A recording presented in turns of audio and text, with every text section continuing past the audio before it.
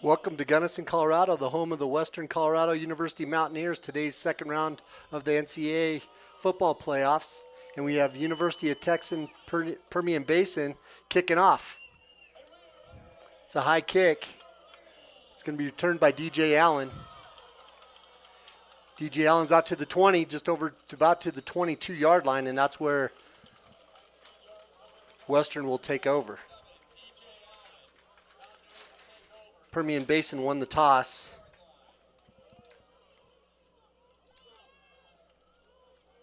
They elected to defer. It's a beautiful day here in Gunnison, Colorado. 42 degrees. It's a big difference than what the Permian Basin athletes are used to. It's about 75 degrees down in Odessa, Texas, where they're from right now. So Drew Nash is setting up in his shotgun. Three receivers to his left. Takes a snap.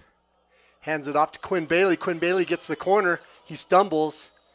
Might have picked up a yard, but it looks like he barely got back to the line of scrimmage.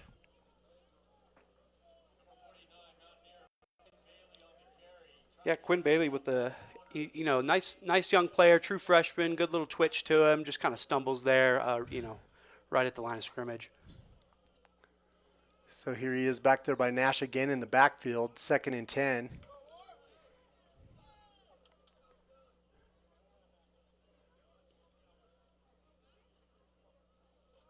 Nash hands it off to Bailey again. Bailey tries to run up the middle. He breaks a tackle. He lunges forward. He gets out to about the 29-yard line. Nice carry there for Bailey. He picks up 9 yards. A little laundry on the field. Actually, back about there. 7 yards, I think. Holding. Offense. Number 70. 10-yard penalty. 2nd down. Yeah, they're going to get Joseph Shepherdson there for a little hold. Redshirt sophomore out of Frida, Colorado. Transferred from Northern Arizona University. Going to back the Mountaineers up early. See how they respond here. Mountaineers only average about 5 penalties per game. Penalties could end up being a big factor in the game today. Both these teams are very evenly matched. So Nash setting up on about his 11-yard line by himself in the backfield. 2 receivers to the left, 3 to the right. Drop straight back. Checks his reads. He's going to take off running the ball. He's a dual threat quarterback. Picks up about 5 yards. Yeah, Drew Nash, Offensive Player of the Year out of the RMAC, Harlan Hill finalist, just really explosive, dynamic playmaker. The offense kind of runs through Drew. He's the heartbeat of this team. Yeah, Nash is number 2 overall for points responsible for game in the NCAA Division II ranks. I mean, what opportunity for him here, back home on Mojo Field in Gunnison. He's by himself in the backfield again, 3 receivers to his right. Again, drop straight back. He's got some pressure. He's going to throw it off his heels. He's trying to get it out here to Caden Meisner, but it's going to be picked off there by number 24 for the Falcons. That's Cayman Mathis. He's a 5'11", 175-pound redshirt sophomore out of DeSoto, Texas, by way of Georgia Southern University. Yeah, great program down there at DeSoto High School, 6A level in Texas. Drew Nash just trying to find his favorite target there, Caden Meisner. Caden Meisner is the leading receiver for this team. Missed out on senior day here 2 weeks ago at the Mountaineer Bowl, so Drew and him are trying to hook up today. Just a little forced there. Now Cannon Gibson, he's one of the top quarterbacks in the NCAA. He throws it out there, a quick hitch pass out there that looks like number 3. Jamarian Ravenel out of DeSoto, Texas. I think that's TJ McKenzie.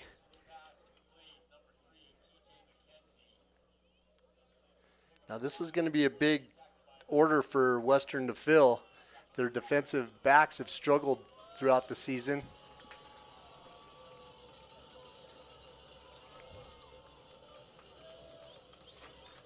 UT Permian Basin, yeah, they're going to want to attack early and often through the air. We'll see what they got dialed up here on 2nd down. So Gibson's back there next to White. He hands the ball off. Surges forward behind that big offensive line, running over the right side. Picks up about 3-4 more.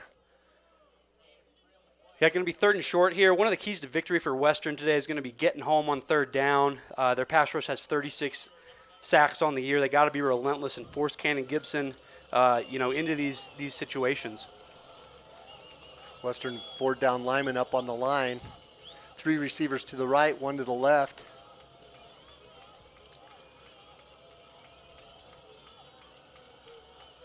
Going to motion into empty set here. Gibson by himself back there. 2 yards to go. He's going to run it up the middle, and he's going to be met right there. That was number 0, Ian Loomis. Yeah, Ian Loomis stops him right at the stakes. Love that cat, number 0, Ian Loomis, the sophomore out of Loveland, Colorado, a first-team All-RMAC linebacker. Going to be 4th and short here. 4th and 0, basically. Gibson had a nice run there. He's another dual-threat quarterback. What's Todd Hour's front 7 going to do here for the Mountaineers?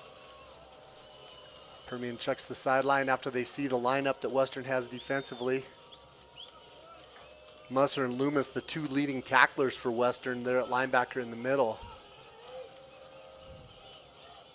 Gibson fakes like he's going to throw, but it gets knocked down. Ian Loomis shoots through on a blitz and gets 2 hands up, and Western the defense redeems that offense with that interception, and they're going to have good field position at about their 45-yard line. So the defense is coming up big. You know what's interesting is Permian Basin with Central Washington in their league. Their defense was number 1 in the Lone Star Conference, while their offense was number 2 with Central Washington in front and behind them. Western was in the same boat with CSU Pueblo. And both these teams went against those teams last week. Western beating Central Washington and Permian Basin beating USC Pueblo. So Nash in the backfield again. 2 receivers on each side. Hands the ball off. Again, that's Quinn Bailey. A helmet comes off. Yeah, Dave, you talked there about the common opponents. Let the ref talk for a second. Must leave the game for 1 down. 2nd down. Yeah, equipment issue. You're going to have to take the play off. Talking about those common opponents, Western's 4-0 versus Lone Star opponents this year, and Permian Basin's 4-0 versus RMAC opponents. Interestingly enough, both teams beaten a team that the opponent lost to in the regular season last round. So something's got to give here this week. So Nash in the backfield with Bailey. Victory David in motion. They fake the handoff. Nash rolls out to the right. He's going to throw it out here quick. He hits DJ Allen for almost 10 yards and a 1st down. Yeah, that route combination right there got a little muddled up. Looked like Victory David, after getting in motion, ran into somebody. Victory David stepped up real big for the Mountaineers 2 weeks ago on Senior Day, so it's good to see him, out there on the field again. So it'll be 1st and 10. Western driving. Picking up the first down of the game. 2 receivers to the left, 1 to the right. Bailey in the backfield with Nash.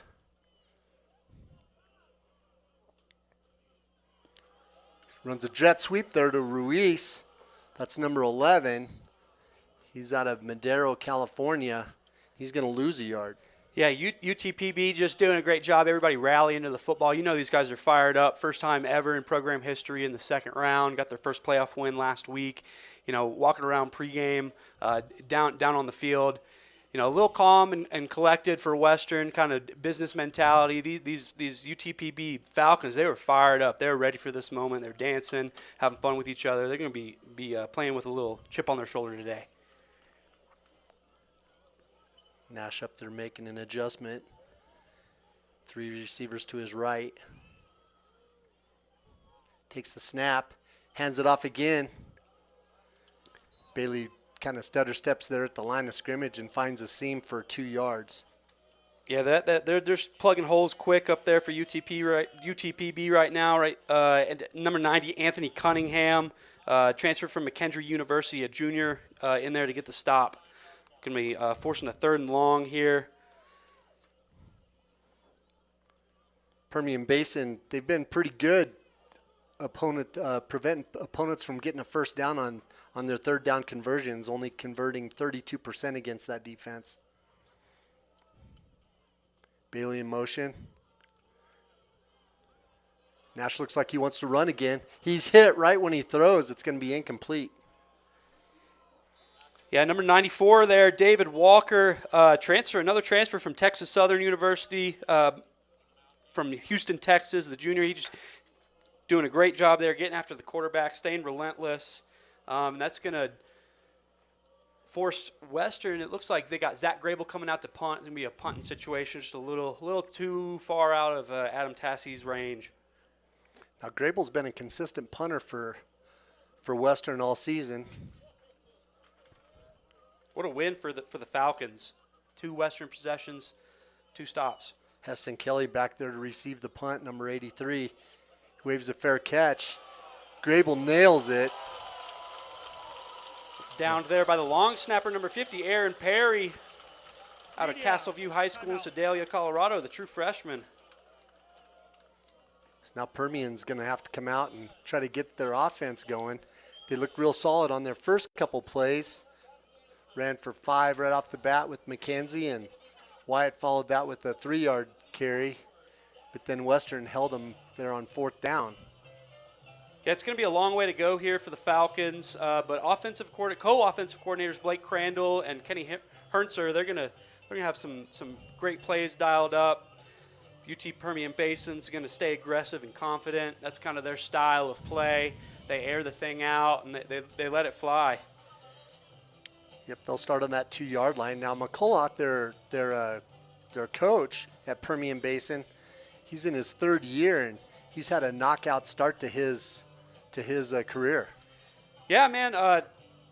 Second head coach ever in Permian Basin history.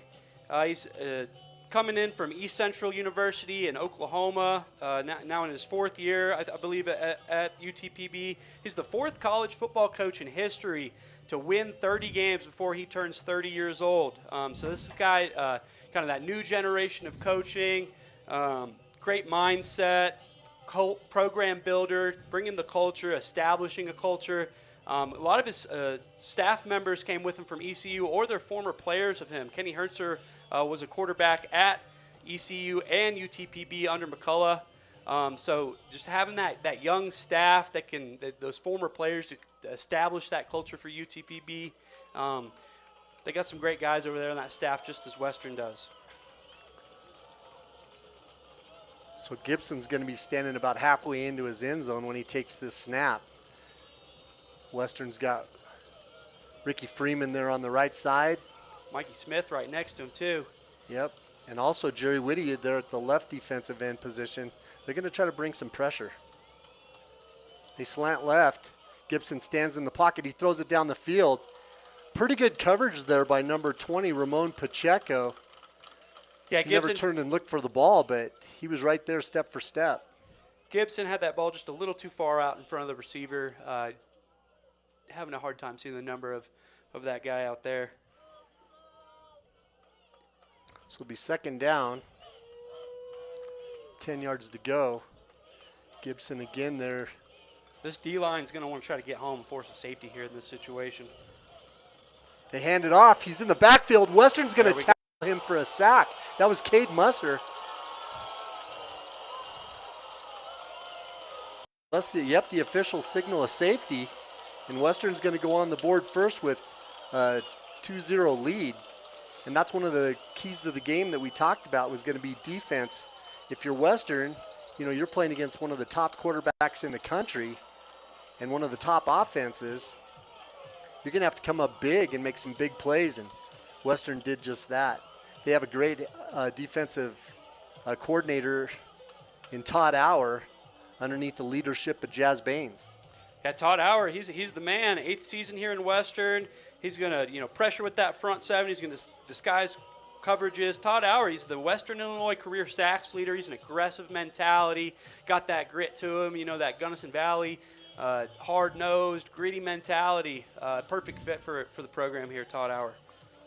Yeah, and the Western defense has come up big this year, but like we said, they'll have to because this Permian Basin offense is just so explosive. All those Lone Star Conference teams, man. I mean, Kenneth Gibson, he's the number 6 passing leader in NCAA Division II, but he's number 3 in the Lone Star Conference in passing yards. So they let it fly out there in the Lone Star Conference. Yeah, and Gibson, you know, he's attempted 405 passes this year and completed 249 of them. He's had 28 touchdowns for a total of 3,324 yards. What, only 7 interceptions, too, on 405 passes, I believe? So he's pretty methodical with his decision-making, doesn't turn over the ball too many times for, you know, how many times he throws it. Nash was in the same boat, but he already opened this game with an interception early. Yeah, how's Western going to respond here, getting another offensive possession? Diaz is going to kick it off. Kicks it high. It's short. DJ Allen catches it on the 18. He heads up the field. He's right up the middle. He makes a break to the right, and he breaks into the open. And he's headed down the sideline, 30, 25, 20. He's going to go the distance. He showed the wheels, and there's no flags on the field. Just some great blocking out there on the perimeter by these Western guys. They're playing with heart. You know, talk about protecting that home field. They've dominated here at the Mountaineer Bowl. The crowd, the elevation, the familiarity. Home field advantage in November is massive. They're going to execute those fundamentals, eliminate kind of the distractions, let the crowd energy build that momentum, and they are fired up here at Mojo Field. Rolling on the field as the runner stepped out of bounds at the they're going to bring it back on him. He stepped out. But what a return! What a shot of life into this crowd. They're a little dismayed at it, but it is what it's going to be. Western's going to have a short field here, just on the edge of the red zone.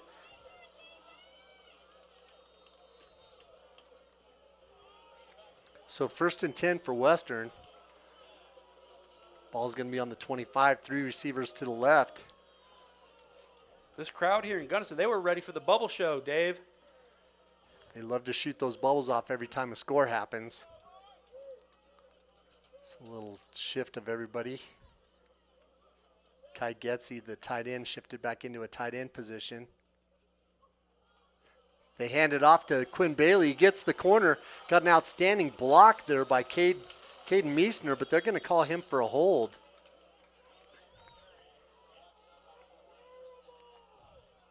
Yeah, Quinn Bailey, he does a great job of stretching the field, kind of getting outside. Looks like they're going to call Caden Meisner here, just holding on under that block a little too long. Offense, number 10, 10-yard penalty, replay first down. So they'll make it 1st and 20.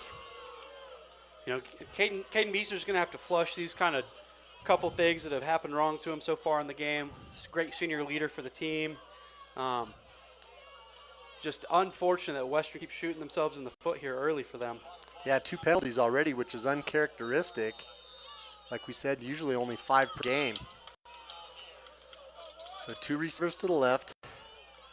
Looks like DJ Allen's the receiver up on the right. Blake Kramer's the wide out on the left. Nash sends Meisner in motion. Fakes a jet sweep. He's going to have to roll out, and then he's under pressure. That was number 5 for Permian Basin, Jacob Humphrey, 300-pound, 6'4", 300-pound defensive lineman out of Mass Bluff, Louisiana, and Jackson State University. So Western got lucky there with Nash being aware enough to throw the ball away and not give up more yards. Looking about 2nd and 19 here. What's Joe McClain got up his sleeve for the offense?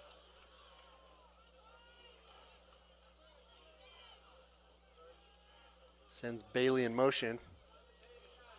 Throws it quick. He gets it out here real quick, but he's tackled there real quick too. And that was Caden Meisner. That was number 29, Uvoski Cunningham, just doing a great job of putting his foot in the dirt, getting to that receiver, getting him down. The senior defensive back, transfer from Lake Erie College out of Pahokee, Florida. So 3rd and 14. Three receivers to the left. This Permian defense is really quick. Boy, they converge on the ball. They did a whale of a job last week against CSU Pueblo.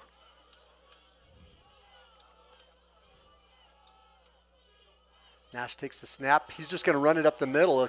designed run, he gets back to the original line of scrimmage, it'll be 4th down.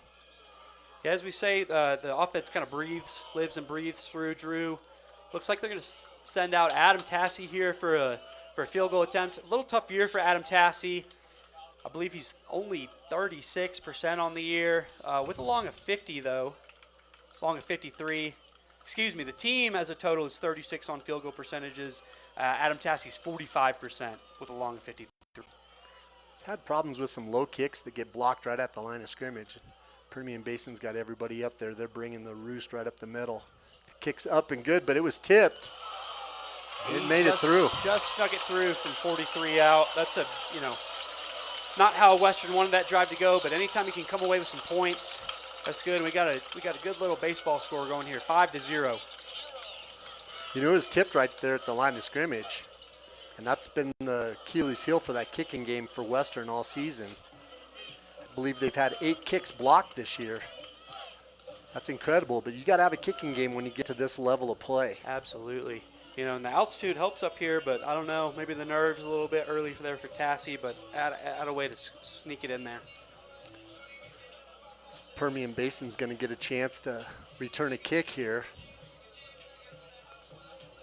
Their kick returners, Jalen Tillman out of Plainfield, Illinois, Heston Kelly out of Rusk, Texas. Those guys both have a lot of speed. Grable's double duty. He's not just a punter, he's also the kickoff specialist for Western. And I've also seen him attempt a few long field goals. He's out of Eaton High School in Eaton, Colorado. Great program down there.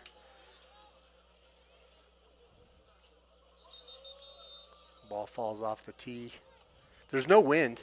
It's a beautiful day here. Earlier in the week, they predicted it was going to be snowy and 32 degrees or less. Yeah, I think Coach McCullough was a little nervous about kind of the conditions they might walk in today, but beautiful day here in Gunnison. Yeah, they're going to hold it, but the flags aren't flying. Gets a great kick. It's going to go into the end zone and out of the end zone. Permian Basin will start at their own 25. Grable's got a great leg on him. We'll see what Gibson and the offense come out here to do. He's going to continue to try to target those slot receivers and his tight ends. Against this Western pass rush, they're going to want quick, high percentage throws to guys like Traylon Sewell, just to help neutralize that pass rush. Last week, Sewell had 9 catches for 153 against CSU Pueblo. So Cannon Gibson's going to want to time those routes, those quick slants over the middle, keep that Mountaineers front four from getting into their pass rush rhythm. Well, Permian Basin has the #1 first down offense in the NCAA Division II. I mean, what a high-flying offense, 39.3 points per game, number 6 in the nation at the D2 level. Those cornerbacks and DBs for Western giving a lot of respect to those receivers. Gibson drops straight back. He's under a little bit of pressure, but he throws it underneath. And it's a completed pass for about 3 yards. That was number 80, Kylan Mathis on the reception. Graduate transfer from that East Central University out of Dallas, Texas. Shout out Dallas. I'd like to give a shout out to any friends and family of mine listening in out there. Okay, so Gibson's by himself again in the backfield. He's going to take that shotgun snap with 3 receivers to the right. Drop straight back. Not a lot of pressure. Western tries to run a twist, but Gibson's got a good leg, or got good legs underneath of him. He picks up about 8 yards on the carry. Nice conversion for them there. Got an O-lineman down over here. Can't tell the number. He's down at the 20. I hate to see that, man. Never want anybody to get injured. Got the training staff Officials coming out to see him. timeout for an injured offensive player. Yeah, Gibson's the first dual threat quarterback that Western's going to see this year that's really got the good legs to go with that great passing arm. And the defense for Western's going to have to be aware of that. They're going to have to keep him in check because he could take off and run just like Nash can. Yeah, I mean, that's a interesting matchup for this Western D. Not seeing too many of those guys, but they see it every week at practice, every day at practice, going up against Drew Nash. So maybe a little bit of a commonality there.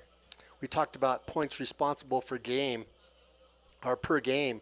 Nash is #2 in in Division II with 11 touchdowns, 32 passing touchdowns. He averages 23.5 responsible points per game, while Gibson's at 10 rushing touchdowns, 28 passing touchdowns, and 19 points per game. So real similar quarterbacks. And, you know, we were talking earlier, Permian was number 1 in defense in the Lone Star Conference and number 2 on offense, while Western was number 1 on defense in the RMAC and number 2 on offense. Western was back and forth with CSU Pueblo in those two situations, and Permian was back and forth with Central Washington, and then both of these teams knocked each other's number 1 offense out last week in the first round. Yeah, some just pretty similar teams here. Probably one of the best evenly match-up games in this second round of the NCAA D2 playoffs. So Gibson swings it out here real quick, gets a nice pass, another great play there by number 8, Jace Wyatt. Yeah, we just talked about getting that ball out of Gibson's hands quick. This offensive staff for UTPB, they're just going to keep being aggressive. That's the way they play the game. So 1st and 10 again with the number 1 first down offense in the nation. Throws it over the middle. Ian Loomis got his hands up, might have been able to distract the receiver, but yep. Ramon Pacheco had some good coverage on that. Yeah, he was just all over the receiver there, the sophomore out of Pine Creek High School in Colorado Springs. So 5th play of the drive, 2nd and 10. Gibson again by himself. Western not showing as much respect. Now they're backing their DBs off. Look for Permian Basin to throw it short, but Gibson takes off running up the middle. The design run play similar to what Nash did earlier in the game. Yeah, Ricky Freeman right there, number 97. That guy, he's going to be on some NFL draft boards, I believe. So 3rd and 6 after that 4-yard carry there by Gibson. Kenan Gibson was at West Texas A&M his previous 2 seasons. Started 11 games for them. Put up some good numbers before he transferred to Permian this year. 2 receivers to the right, 2 to the left.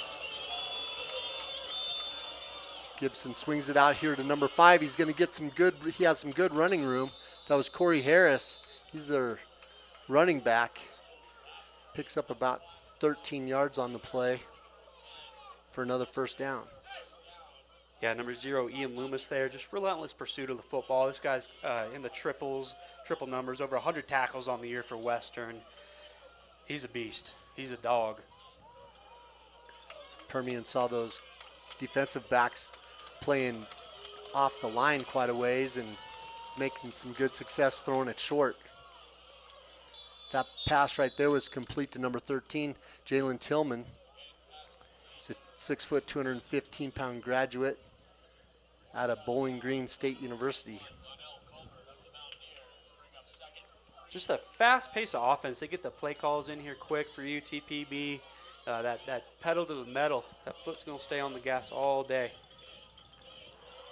Well, they've made a lot of great plays passing the ball. Haven't had to rely on their rushing attack a whole lot. They swing it out again quick. The pick play. Ooh. Ben Patterson jumps over the top of a defender and picks up 2 or 3 more yards after about a 10-yard play. Yeah, Gibson, he just takes that snap. He gets the ball out of his hand, sub 1 second. Quick. That's kind of what Kenny Hernser teaches him. So 9th play of the drive that started on their own 25-yard line. They're doing a good job of chewing up this clock, too, in the first quarter.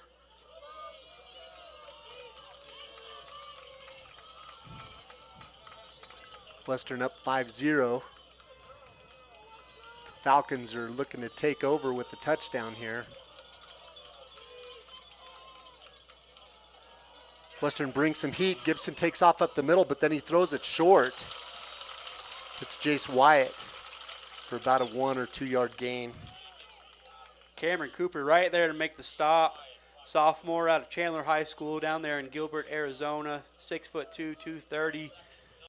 One of the great playmakers on this Mountaineer defense. Yep, 2nd and 9.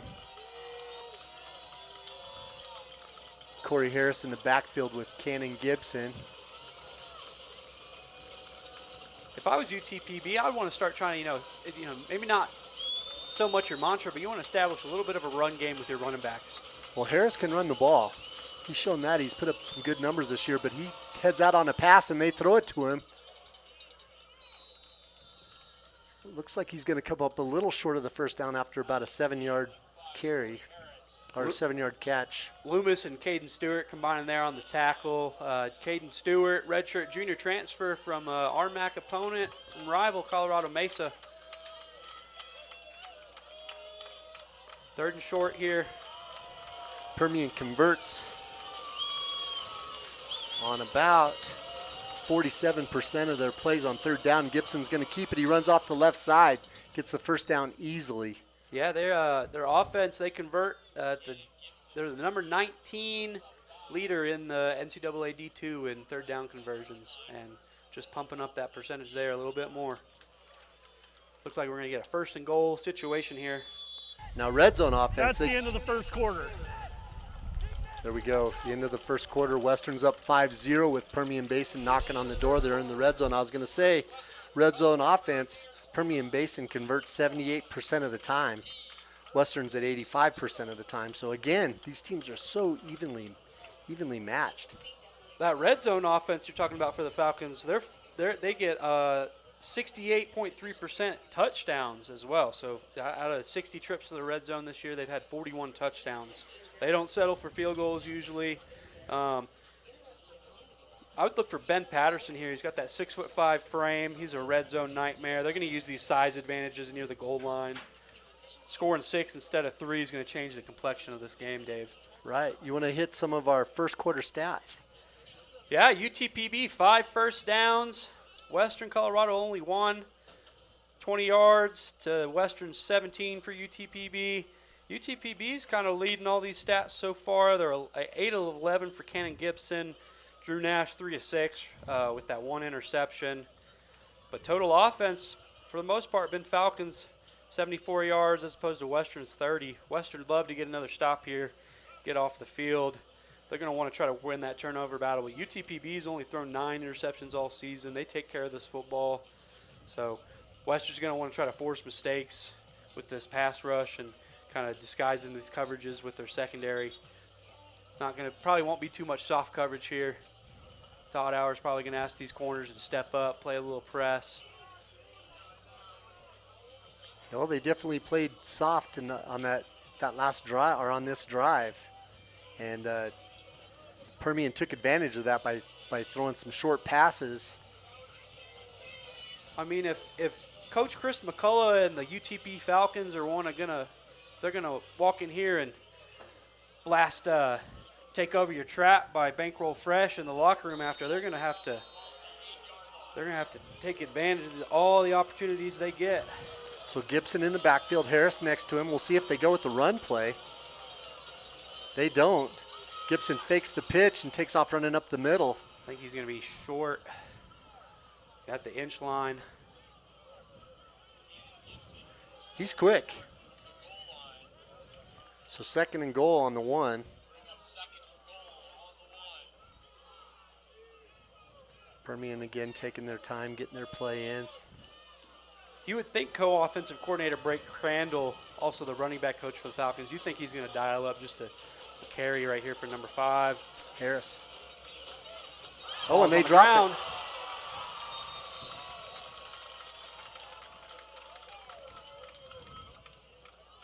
Gibson able to jump on it. That's going to be a loss of 4 or 5. Yeah, I think it's going to be about a 4-yard loss. I expected him to try that handoff, but it just goes to show, they haven't done that. That would have been the first one of the game. 3 receivers to the left, it looks like Permian's going to go with. Yeah, just not able to secure the run mesh there as they try to hand the ball off. Wonder how much the nerves are kicking in here for UTPB. I expect Gibson to run the ball here. Western rotated Ian Loomis out of the game and brought another defensive back in. Gibson drops back to pass. He throws it, but there's flags. There's laundry everywhere, Dave. In the end zone, in the backfield. Might have some offsetting stuff here. Donnell Colbert was the defender on that play.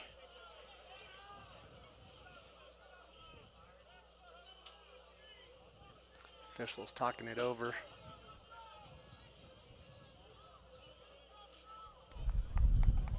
There are 2 fouls on the play, 1 on each team. Holding, offense number 65. Pass interference, defense number 41. Those fouls offset. Replay third down. So Permian's first penalty of the game, Western's third. Ball's going to be on almost the 5-yard line, so it's 3rd and goal. Western up 5-0.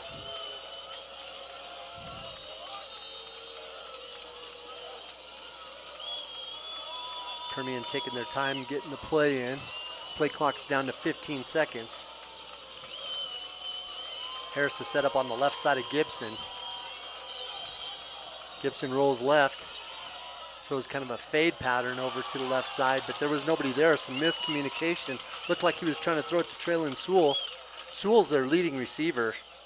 Yeah, that ball just kind of sailed away from Gibson there, and it looks like we're going to get the kicking unit out here for the Falcons. Now the Falcons have a good kicking game. Yeah, Angel Diaz, number 41. He's 11 for 17 on the year with a long of 50. From this range, he's pretty much money.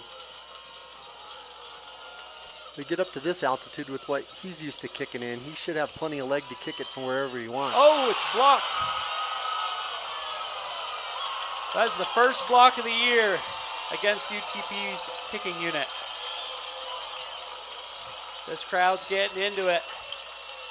Yeah, that was recovered by number 33, Dre Thompson. 5'11", 200-pound defensive back out of Thomas Jefferson High School in Denver, Colorado. And Western's going to take over at their own 7-yard line. Up 5-0. Western's going to see if they can get a drive started here. That Permian defense has been solid, rock solid. Yeah, they just got to keep staying aggressive, stay confident. Ball kicked a little low there. That's one that Diaz would love to have back. So Nash in the backfield. Hands it off to, I believe that's Bailey. Picked up 2. No, that wasn't Bailey. That was number 40, Damian Neville. Neville gets a lot of the carries in short yardage situations when they need some power. Western's got a great tandem, 2 tandem of true freshman running backs in Neville and Quinn Bailey. So Mountaineer fans can look forward to 2 solid running backs for years to come. Nash back there still with Neville. 3 receivers to the left. They hand it off again. Neville keeps it. Oh, he's hit hard right there at the line of or just past the line of scrimmage. That was big number 5 for Permian, Jacob Humphrey. Yeah, I mean, one of my keys to victory was that Western was going to want to establish the run game early. I think Quinn Bailey and Drew Nash are going to need to combine for 150-plus rushing yards together.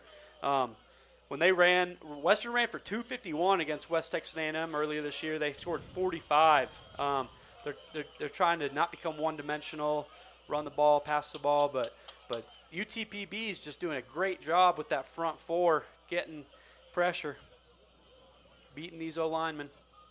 Bailey in motion, sets up on the left side. Ooh. Looked like Nash was expecting Ruiz to go right, but Ruiz went left, and there's a penalty. And that's usually right there where there's a PI in play. Yeah, is that number 27, Jaden Plater? Pass interference, defense, number 20. Spot of the foul, first down. They're going to call it on number 20, but I believe that was number 27, Jaden Plater, the redshirt sophomore, transfer from Midwestern State there, down in Texas, in Wichita Falls. So He really, was just kind of all over the Western receiver. really Western's first big positive offensive play was that penalty. Yeah, a little break there for him.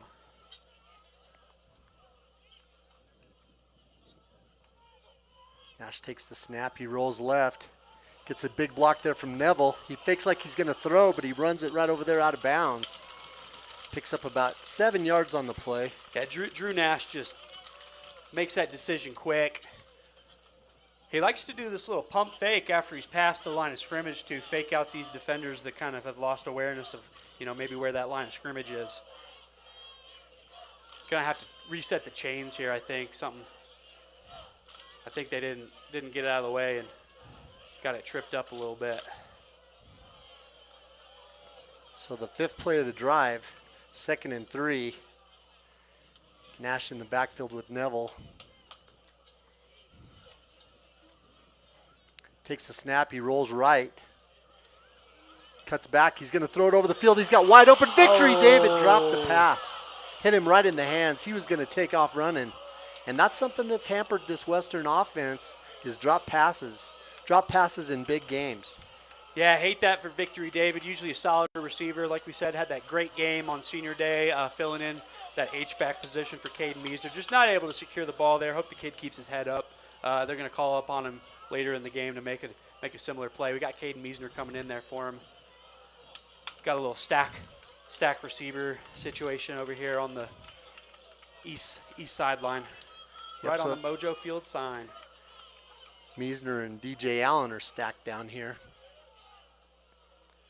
Bailey shifts over to the left side. Straight back, some good pressure. He throws it out here to Meisner. Meisner makes the sure-handed catch, breaks a tackle. He's headed up the field. He tries to cut back. He's going to be tackled at about the 50-yard line. About a 23-yard play. Yeah, this crowd here at the Mountaineer Bowl, they're fired up for number 10, Cade Meisner. Like we said, they missed him on senior day. No, he's happy to have at least one more opportunity here in the Mountaineer Bowl. So it'll be 2 receivers to the right and 2 to the left. Bailey's going to set up in the backfield. Is that Neville next to him? Or Neville.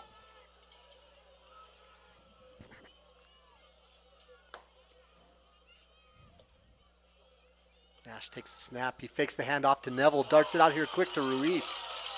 Ruiz makes a sure-handed catch for another 10 yards. Looks like they're going to move the chain. It was closer to 11 yards. Yeah, Nash just has great chemistry with these receivers. They run these routes, where they need to be ran, catching that ball past the line to gain, first down Western, and they're coming alive here a little bit. Okay, trips to the left. That's Meisner and also number 84, Jace Perez out there. DJ Allen at the bottom of the screen. I didn't see the other receivers. Neville's in the backfield. Permian's got 5 guys up on the defensive line. Now they walk their linebacker back.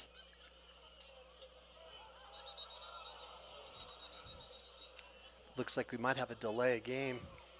Or no, a false start it looks like. I think they're going to get number 79, Zach Brumfield on False the start. false start. Offense, number 79, 5-yard penalty, first down. So 1st and 15 on the 9th play of the game. Western penalized 3 times now. Yeah, I just can't. Zach Brumfield can't be having those mental errors. Redshirt junior, 2-time first-team All-RMAC. It's a guy they don't expect to kind of make those errors like that.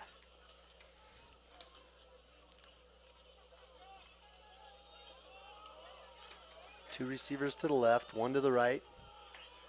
That's DJ Allen down here, number 7. On the bottom of the screen. Nash fakes the handoff. He rolls out right. Dumps it out here to Getsy. Getsy, the tight end, makes a big catch for about 10 yards.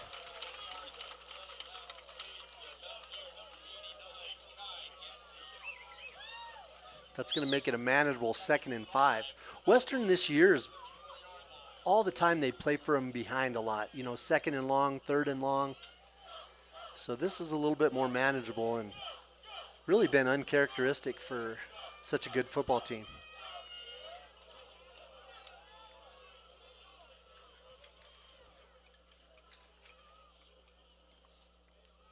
Nash with Neville, sends DJ Allen in motion. Fakes the throw out here to DJ Neville, but it's tipped. It's tipped there. What a great play there by, I believe that's number... I think that was number 94, David Walker again, that Texas Southern University transfer, the junior. I mean, UTPB, they're just playing on fire. A little passion. That, you know, program first. This is a young program. First game in 2016.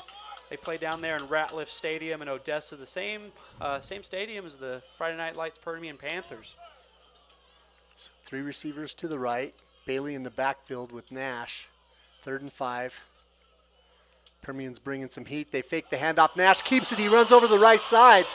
Tries to cut back. Design play there for Nash. Runs over there behind the blocking of James, the right tackle, and Shepherdson, the right guard. Yeah, it looked like all green grass. Champ Mathis, transfer from East Texas A&M University down there in Commerce, able to trip him up. They throw the fade pattern into the end zone.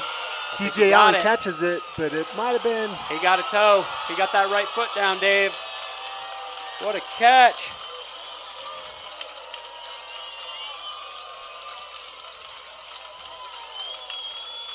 It's hard to see here from my angle, but I'm going to trust you on that one, Aiden. Yep, he got that toe down right there in the corner.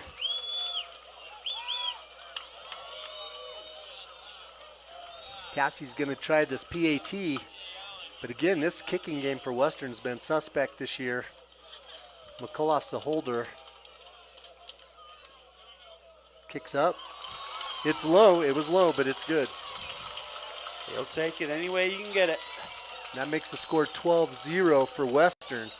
Now Western's been up big. They were up big on CSU Pueblo, up 21-0 in the first half, and ended up losing the game. And that was a walk-off field goal for CSU Pueblo right at the end. And then the next week, Western played Chadron State and lost in overtime. Again, largely due to the kicking game. Nash threw an interception at the start of the overtime, and then Chadron just sat on the ball and tried to get it to the middle of the field so they could kick the field goal. Yeah, I mean, Western, they're really only 2 plays away from an undefeated season right now. That's why special teams is the 3rd phase of the game, though. Got to win all 3 phases. Yep, so the kick returners again for Permian are Jalon Tillman and Heston Kelly. Zach Grable's going to kick it off from his own 35. He's got that huge leg. You got to watch this one land on the track.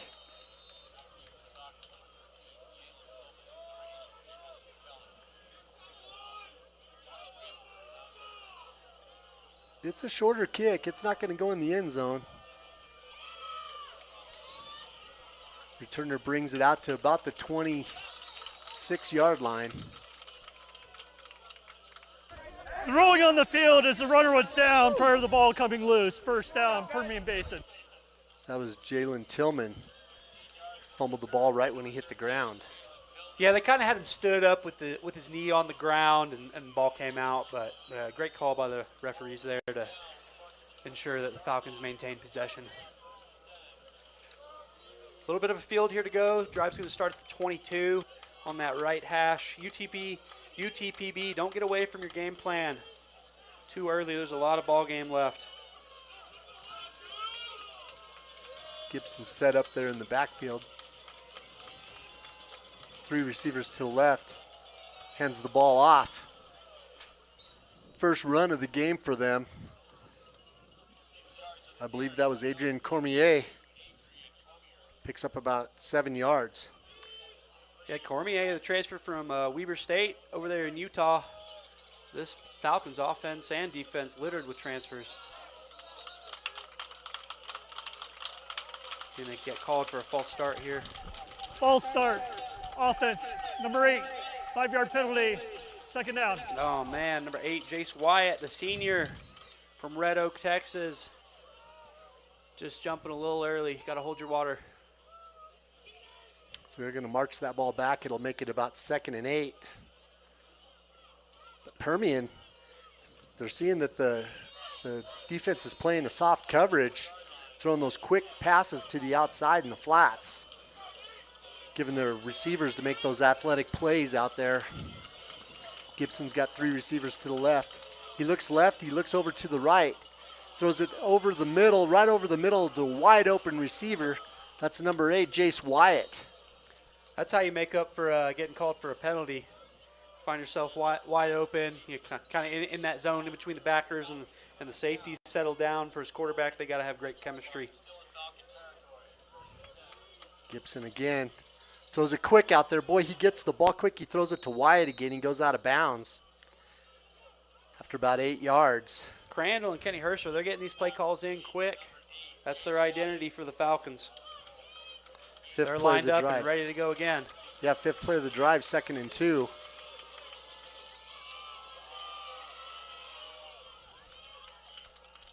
Hands it off to Comier again for another first down.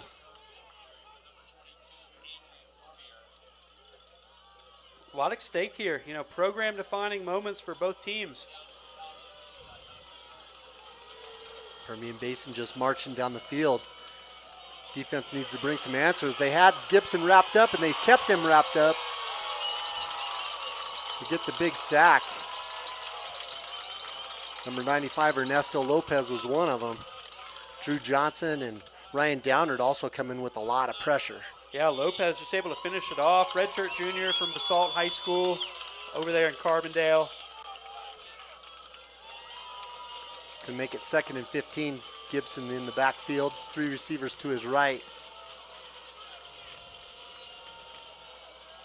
He's looking right, he stays right. He throws it over the middle, a crossing pattern. It's going to be incomplete. Permian Basin would have loved to have a penalty on that, but the officials aren't going to call it, and Blaze McGee was there on the coverage.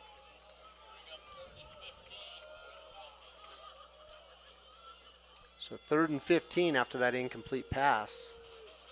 You know, like we talked about, they're 47% on 3rd down conversions, but that play call sheet becomes a little shorter maybe in these long distance situations. Western with 5 defensive backs in the game. Musser, Stewart, and Cam Cooper, the linebackers. Gibson by himself in the backfield. He takes a low snap. He's going to step out. He's going to start running with it. He's tackled right there. Number 58. Actually, I think that's number, 58, Cade Musser. Just relentless pursuit of the football. Western's first tackle for loss of the game is a big one. It's going to make it 4th and about 18 yards. It's going to face Permian to punt. Their punters, Jolan Cabello out of Buda, Texas. He's going to kick it to Easton Peterson. Sure-handed return man for Western. Perfect snap. Ooh. Low punt. It's going to roll right into the end zone. Permian had some good coverage down there. 5 guys were right there. Western was lucky to have that roll into the end zone. So they get the touchback and they'll start on their own 25.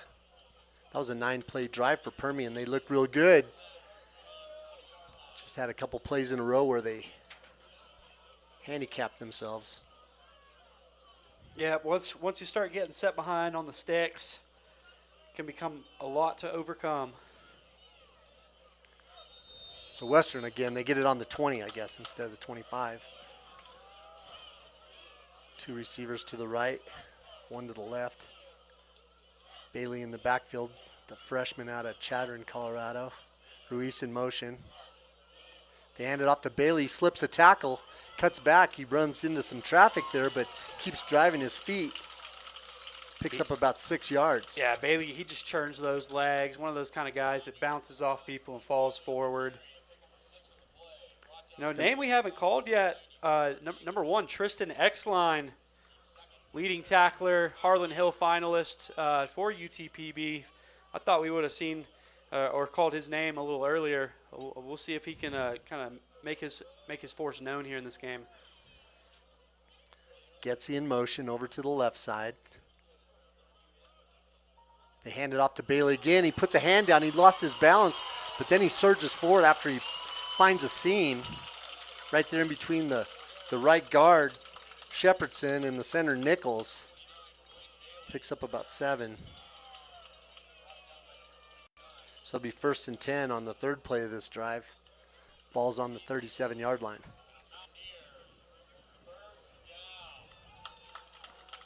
Meissner and Ruiz are the receivers to the left. DJ Allen's by himself at the bottom of the screen. Number 7. Permian's got 4 defensive linemen up there.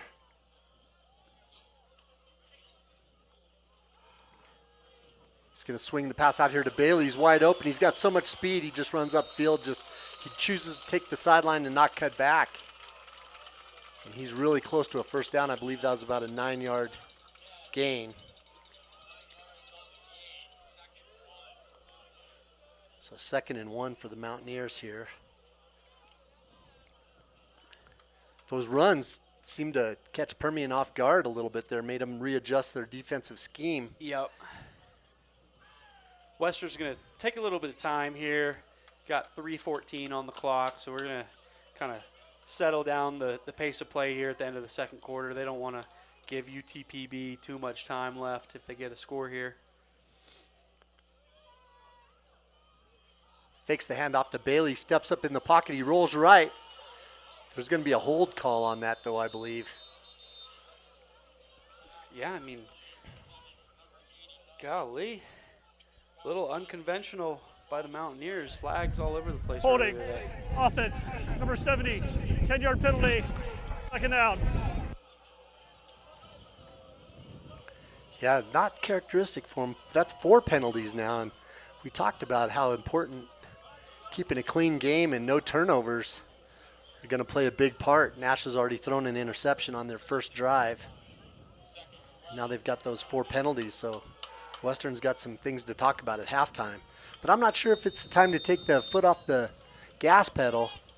You know, that's how Permian beat CSU Pueblo last week, is they never let up. They just kept going and going and just kept Pueblo on their heels. Nash sends Ruiz in motion. Fakes the handoff to Bailey, rolls right. He's gonna throw that deep ball, but he overthrows Victory David. Yeah, just sails out in front of Victory David. Victory David looking for that bounce back moment, but him and Nash just not able to connect there.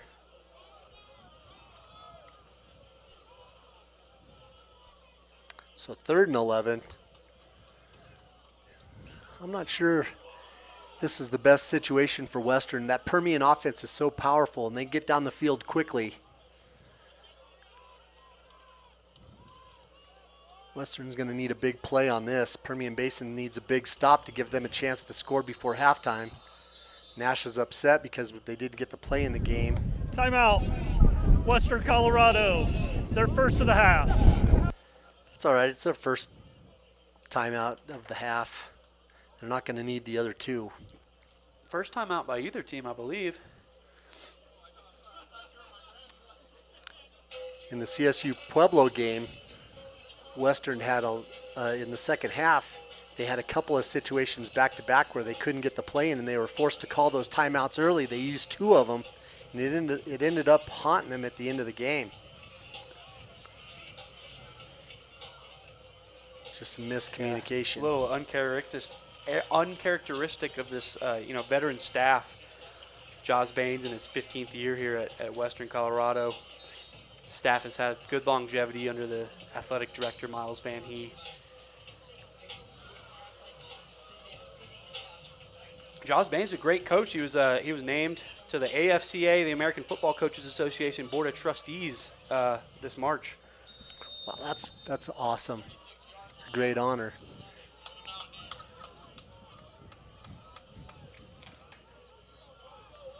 He's done a great job here, sticking with it. Got the Mountaineers that first RMAC championship in 2021, first one since 1998. So 3rd and 11, Nash by himself in the backfield. Permian looking for a big stop. They only send 3 guys, but it's enough to make Nash step up into the backfield. He throws a strike over the middle, and Victory David drops his 2nd ball of the game. It would have been a big first down for Western, and it forces them to punt. I think Victory David might be feeling the jitters a little bit. Yeah, I might got the yips, but credit Drew Nash for keeping things steady, going back to his guys. having faith in them. Just, again, Victory David not able to haul the catch in there. UTPB, they need to, maximize this opportunity here before half. Heston Kelly's going to receive the punt from Easton Peterson. Or Zach Grable, I mean. He makes the catch and just goes out of bounds. Low-style rugby kick, one bounce.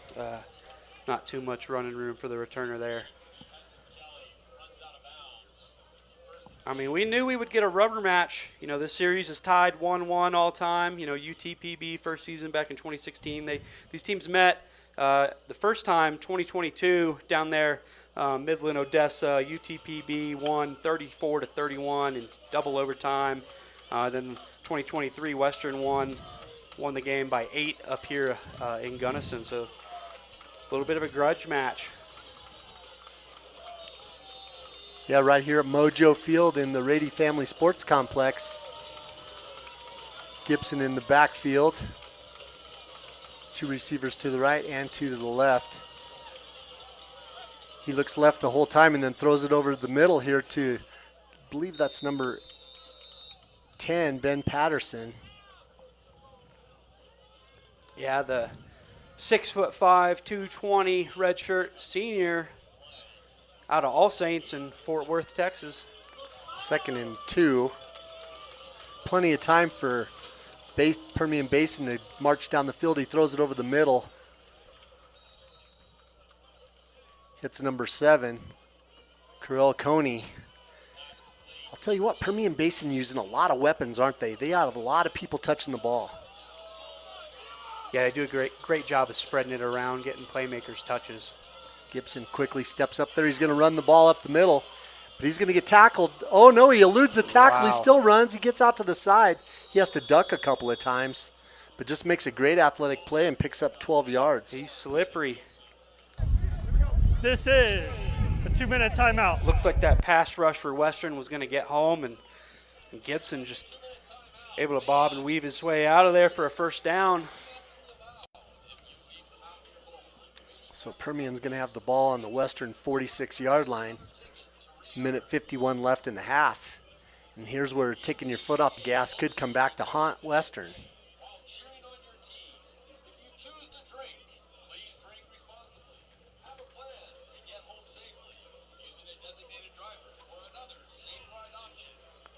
Looking at some of these other games, that other side of the Region 4 bracket, Harding, number 1 Harding versus number 4 Pittsburgh State.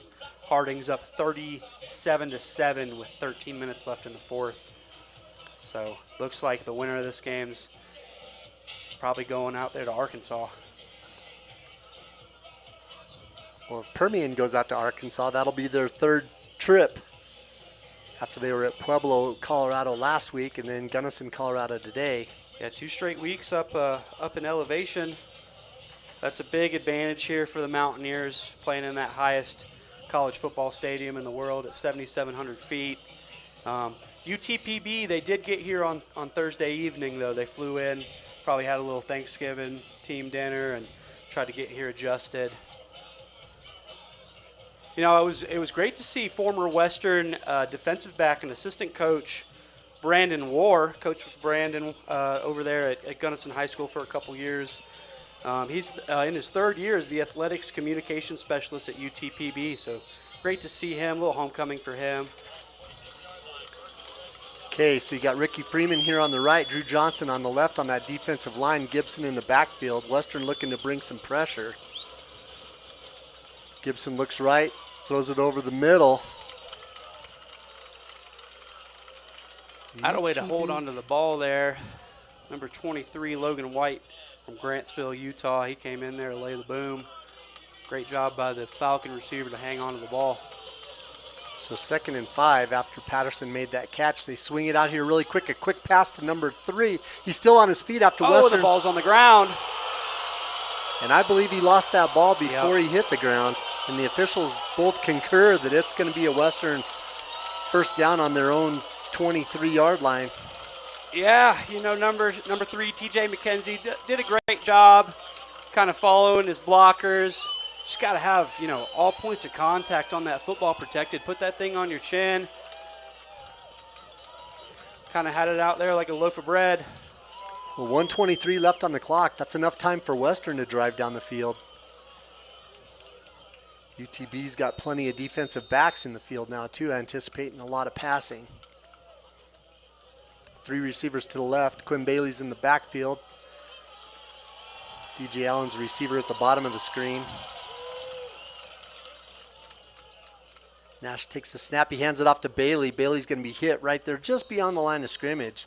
Western tried to catch UTB looking for a deep pass, and they weren't able to fool Permian Basin, and Permian Basin smart. Permian Basin, they're first of the half. Game clock operator, please reset the game clock to 1 minute, 20 seconds, please. 1:20. Yeah, Chris McCullough is going to start using his timeouts here, try to get another possession back for the Falcons before we go into half. Yep, 12-0 Western right here at Mojo Field in the Rady Family Sports Complex. The last time these guys played here in Gunnison, it was played above up on the soccer field, which also has some football lineage. Is that right? Yeah, they had to play up there because, this field was under construction at the time. Oh, yeah. That's even higher elevation. Yeah, it's probably another 50 feet higher. When you look out across the field, you look to the west and to the southwest of the field, you see some 14,000-foot peaks by a town called Lake City, Colorado. It's a famous place where Alfred Packard had lunch. They've done a great job here at Western investing some money into these facilities. Just the transformation in the 8 years I've been here. It's a beautiful complex. Shout out to everybody involved. So 2nd and almost 10. Bailey goes in motion. Nash takes the snap. He swings it out to Bailey real quick. They're trying to set up a wide receiver screen. He's going to pick up 3 yards. Coach McCullough is going to take another timeout here for this 3rd and long situation. Make sure we got everybody kind of on the same game plan. Hopefully get one more possession Permian for the Falcons. Basin, they're second of the half. Game clock operator, please reset the game clock to 1 minute, 12 seconds, please. 1:12.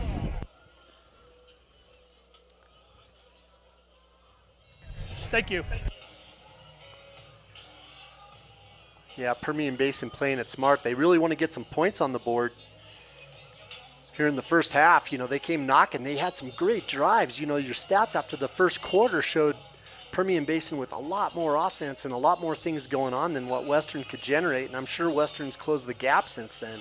But Permian Basin offensively, they've really been putting the nails to this Western defense. Other than that one touchdown drive, I think UTPB might still have more total yards. I could be mistaken. We'll get you some stats at halftime, but like we said, you don't want to have Western, having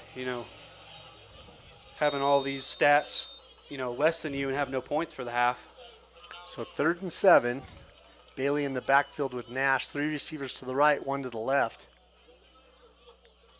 Big first down here for Western, and big stop needed for Permian Basin. And they're bringing a linebacker. Nash keeps it. He runs up to the middle, turns the corner, and he might have enough for a first down. I think so. Yeah, they got Tristan Exline, number 1, kind of manned up on the running back, motioning out, and that kind of opened up the hole for Drew Nash. Nash rolls left. He's going to get sacked, tackled for loss there. There's Exline. I knew we'd be calling his name here at some point. Tristan Exline, the junior from China Spring, Texas, 6'1", 215. Another tackler in the triple digits for the season. 2nd and 15. Nash takes the snap. He hands it off to Bailey. Bailey finds the seam. He gets out to the left, but there's going to be a hold. I think they're going to call that on Shepherdson again. He's already had his number called a couple of times. Yeah, I'm shocked at the amount of penalties that's being called on the Mountaineers right now.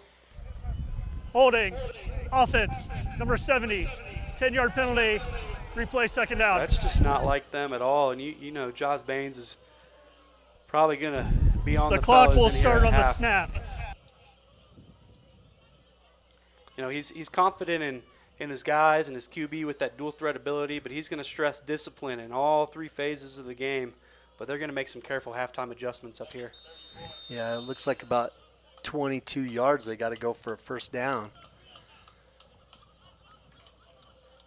after that nice run. Second and long, Basin's bringing some pressure again. Nope, they dropped that linebacker off. They hand it off to Bailey Still. He runs left, picks up about 7. X-line's getting involved here a little bit now.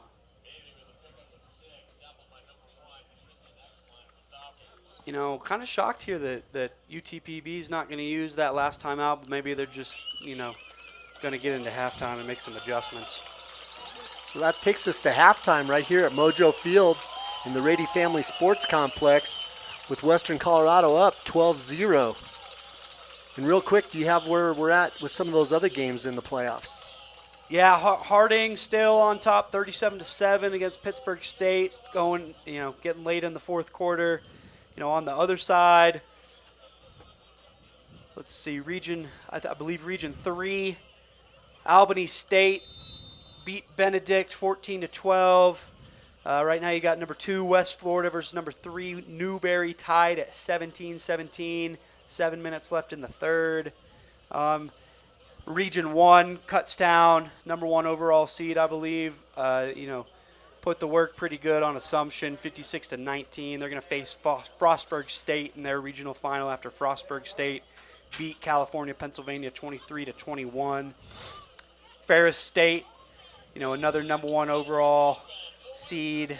They beat Ashland 56-24, and they'll face the winner of Minnesota State, University of Indy, which is 28-14. Minnesota State with 8 minutes left in the fourth. So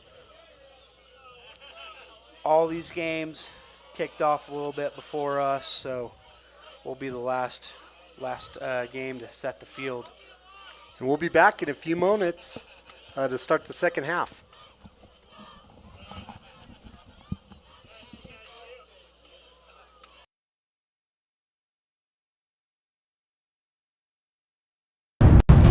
I'm not going to have a penny of debt in my name when I graduate from this university.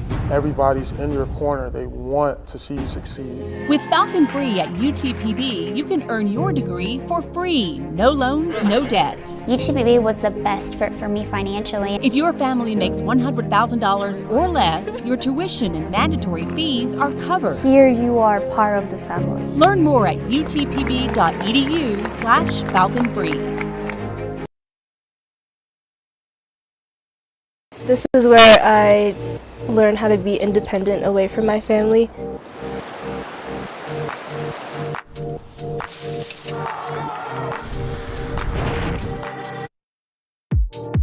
This is the place where I feel at home away from home.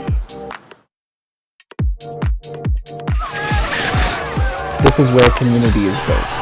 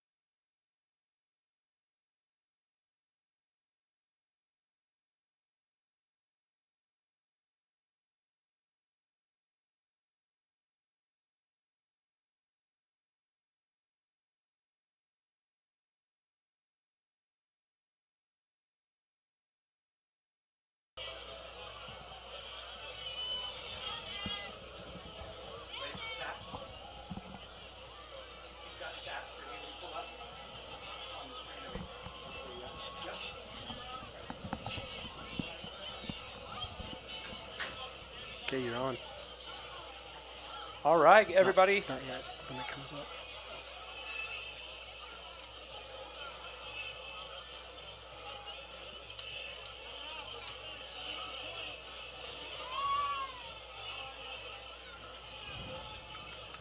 All right, everybody, welcome back. Halftime here in Gunnison. Got some quick stats for you. UTPB, 122 passing yards to Western's 86. Western doubling up on rushing yards, 80 to 40. Tied up at first downs with 9 each. What's really killing Western here right now is that 5 penalties for 45 yards is against UTPB's 2 for 5. As we talked about, a little uncharacteristic by the Mountaineers in terms of that discipline.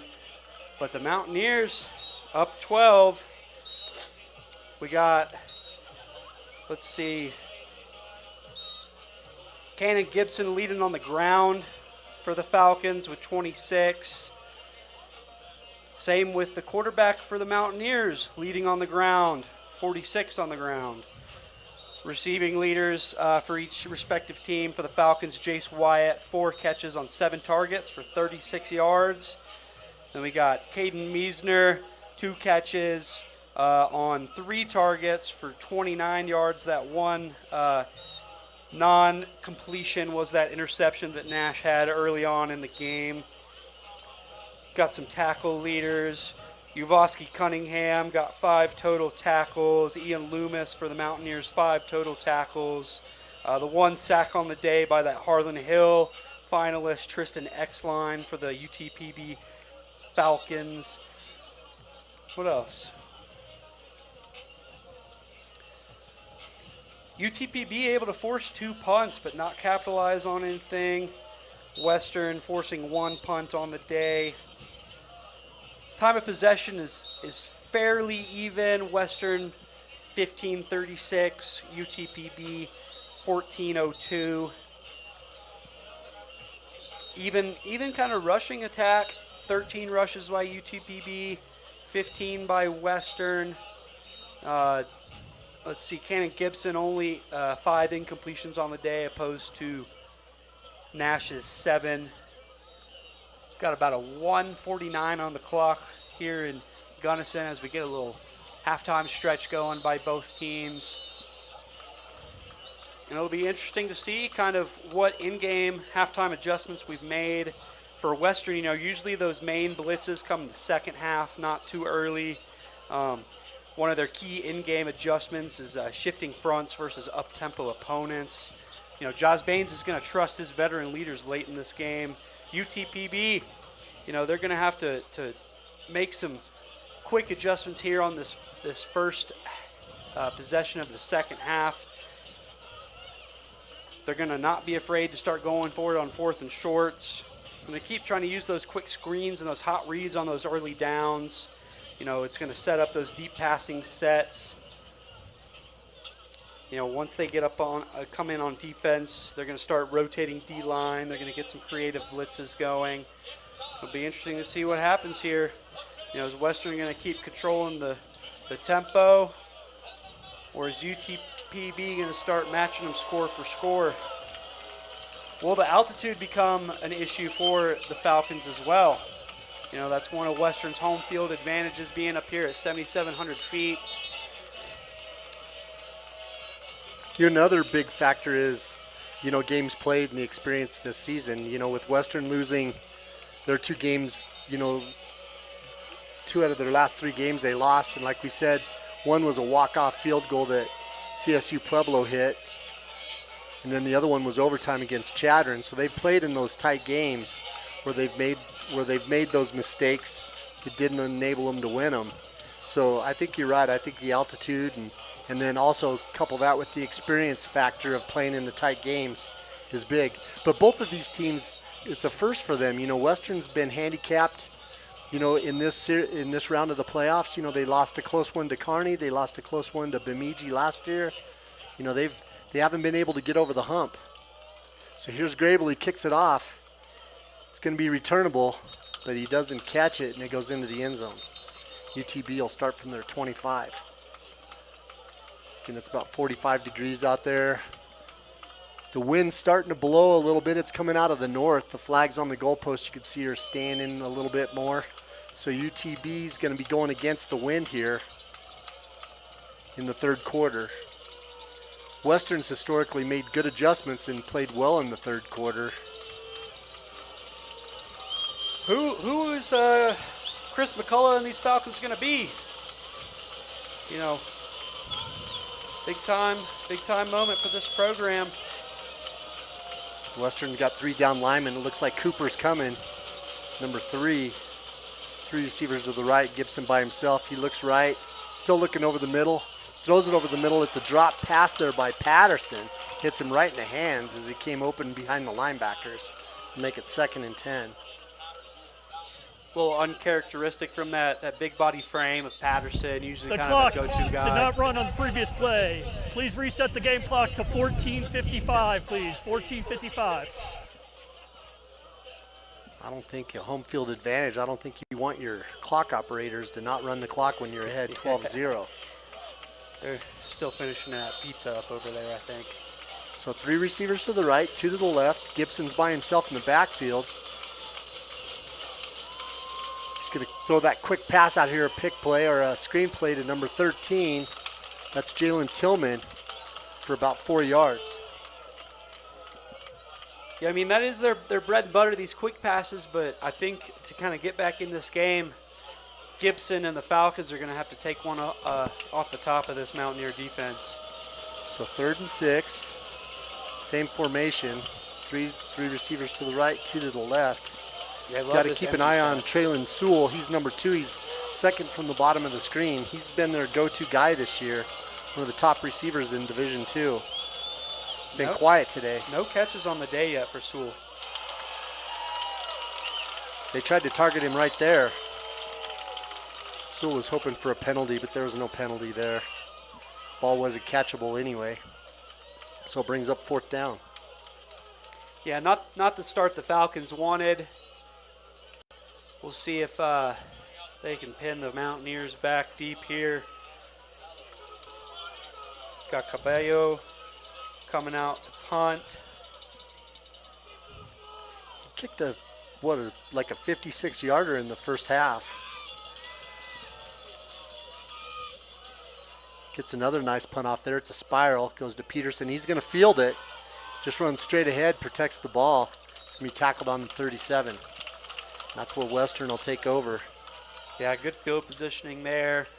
Nice job by Peterson to field the ball and get upfield for a couple. Set his offense up closer to midfield. We'll see if Western chooses to use the wind. Again, it's little to no wind. Yeah, it's a beautiful day here in Gunnison. Not what we thought. You know, a little slow start for the winter here in the valley. Yeah, no snow in town. That's unusual. 3 receivers to the right. Bailey in the backfield with Nash.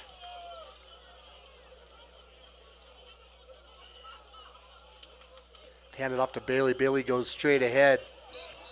He's small, but he's a good running back. Picks up about 3 yards on the play.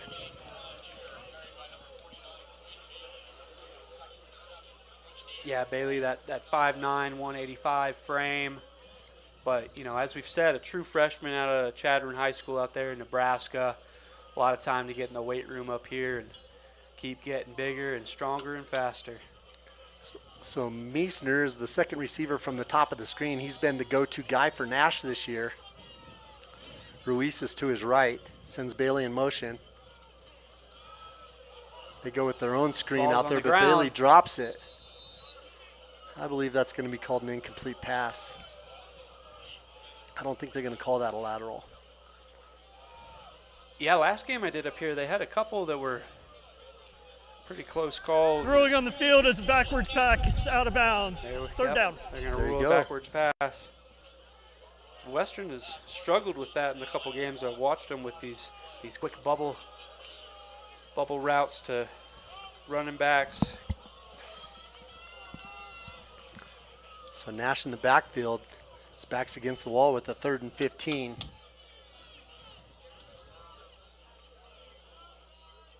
Got X-line. Looks like he's coming. No, he's going to stay in coverage. Nash drops straight back. He's got plenty of time. He rolls to the right. He's acted like he was going to keep it. He picks up about 3 yards. That's going to bring Grable out. I don't foresee Jaws and crew going for it here. Yep, so Grable's going to punt it. He's going to punt it to Heston Kelly. I believe that's number 83. Nice win there for the Falcons defense, getting a quick 3 and out. You know, Jake Shaw in his 3rd season as the defensive coordinator, coming with McCullough from East Central University. Got to be fired up about that. Well, it doesn't surprise you with both teams leading their conference in defense. Ooh. Grable gets a nice punt. It's caught and tackled right there immediately. Yeah, they were all over that. That was number 50, the long snapper again. He's made some plays today, Aaron Perry, the true freshman from Castleview High School. Yeah, he doesn't get hit when he snaps the ball, so he takes off right away. Oh, yeah, you get that free release and get on that high horse. So Gibson, with his 2nd drive of the game, he's going to start with 3 receivers to his right. Again, Trayton Sewell's the 2nd receiver. He's in the middle down there at the bottom of the screen. He's the guy to watch. Falcons are going to start having to show some nerve here. They throw that wide receiver screen again. And it almost feels like they're just trying to set something up by, you know, they keep running these quick screens to these receivers. You know, Western's defense is going to have to stay on their toes. When's a trick play going to come out of the arsenal for the Falcons? So 2nd and 2. They do hand it off. It's a surprise for everybody because they haven't handed the ball off very many times today for about 6 yards. Harris.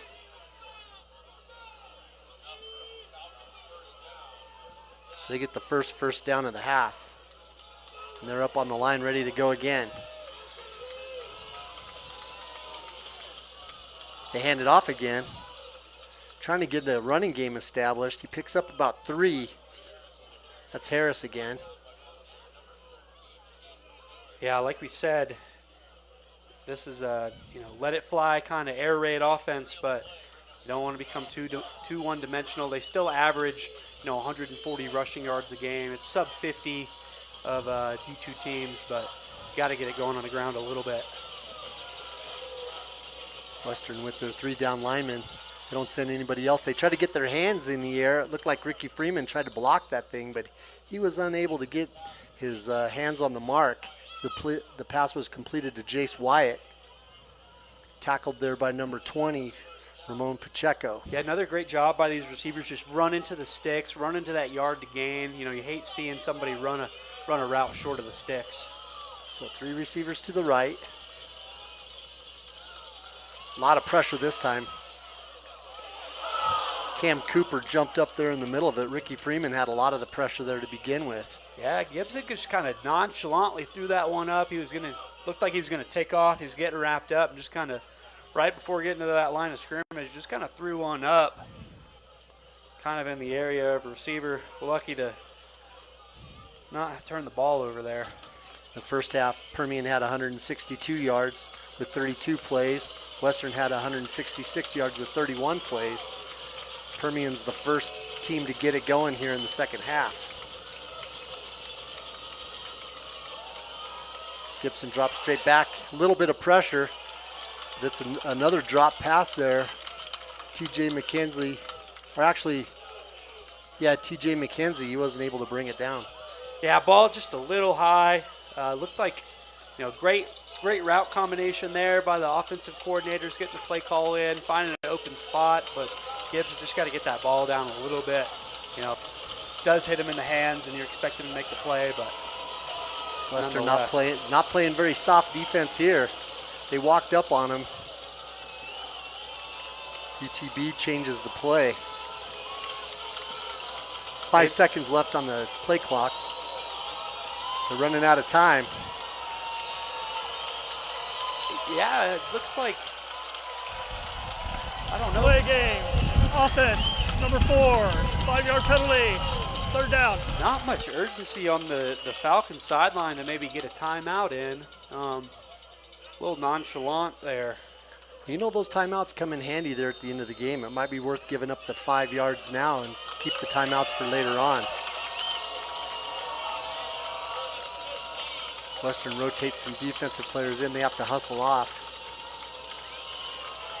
They go with 5 DBs. 3 down linemen. Looks like they're going to bring some heat, and they do. And they're able to tackle him right there with the big blitz. The ball comes out. Looked like Cameron Cooper was able to get there. We'll see who gets possession. Looks like they're signaling the Falcons will retain possession. It's going to be 4th and probably 21, 22. Yeah, so 2 big plays there by Western. Coach Todd Auer brings the heat, 2 linebackers. Add Ricky Freeman and Ryan Downard to the mix, and boy, things happen. So Easton Peterson back to receive the punt. Punter's Jolan Cabello. It's a high punt. Turns over.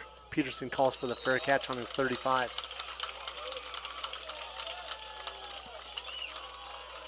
Now it's up to Western to see if they can get some offense going.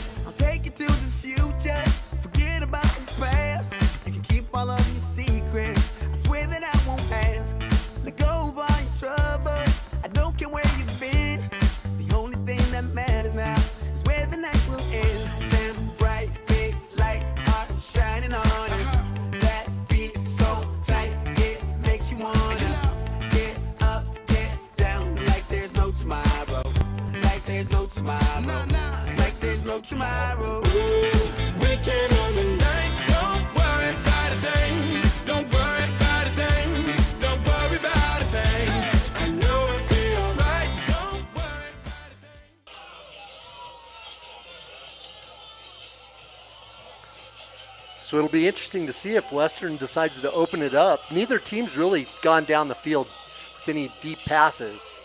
A lot of short passes today. Both of the teams have the ability to extend the field. But Western hoping to learn from the mistakes they've made in the past of trying to sit on a lead. Permian Basin's definitely not the team you want to try to sit on a lead against. That defense swarms. They're so quick. Their defensive line averages about 290 pounds. But that's versus Western's 280-pound offensive line. So not hugely outsized. Okay, so Nash in the backfield with a different look. 2 running backs in the backfield with him. Neville on his right. I believe that's Meester to his left. Nope, Schubarth. Out of Lyman High School. Nash fakes the handoff, and he's going to be sacked right there. Number 94. We've called his name a good little bit today. He's made David some Walker. plays. Yeah, big play there.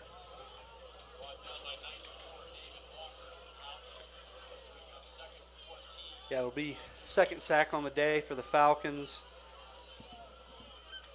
David Walker coming in with 2 tackles in the first half. So 2nd and 14, same formation.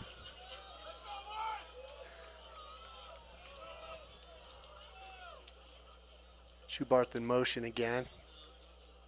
They hand it, oh, they fake the handoff. They throw that quick screen out here.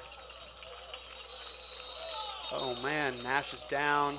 Looks like we're gonna get a roughing the passer. They pick up about 9 yards on the play, but Nash, that's a big loss if he doesn't get up. Yeah, that jailbreak style screen. I think that was number 37, Joshua Dixon on the reception. Looks like 9's all right. They might make him come out for a play to get checked out. Got a great medical provider here in the Gunnison Valley Personal Health foul. for Western. Roughing the passer. Defense, number 5. 15-yard penalty. Automatic first down. And Josiah Roy is going to come in at quarterback, right? Yep, Josiah Roy. Now he's a threat. He's played this year. He can run the ball and he can throw the ball as well. But it'll be interesting to see if Nash stays out of the or off the field for very long. I think it depends on how Roy does. But I know they're confident in Roy. Western takes advantage of that as they try to take advantage of that big penalty. The ball on the Permian 46-yard line. Same formation, 2 backs in the backfield. Schubarth in motion, hand it off to Neville. Neville runs up the middle, he breaks the tackle for about 3 yards. Looks like they said Nash is all right. He's coming back in the game. That's why you got to have a serviceable backup like Josiah Roy, just in case your guy goes down. Well, that's why it's good as a coaching staff to make sure they get in the game in the regular season and take those snaps. And quarterback coach Joe McLean, you know, former Harlan Hill finalist, 8th year at Western. He's a great quarterback whisperer. Nash sends Meissner, that's Ruiz in motion. He hands it off to Bailey. Bailey darts up the middle, makes a cut after he breaks through that initial surge. Yeah, once he gets to that line of scrimmage, he is just coming downhill. The train is on the tracks. So it's the 5th play of the drive, 3rd and 2. Western liking running the ball and liking to have success running the ball because that takes the time off the clock. You know, I think even if they don't get it here on 3rd, I foresee a 4th down attempt after this. So Nash by himself in the backfield. Permian looks like they're going to bring a linebacker, but they walk him off.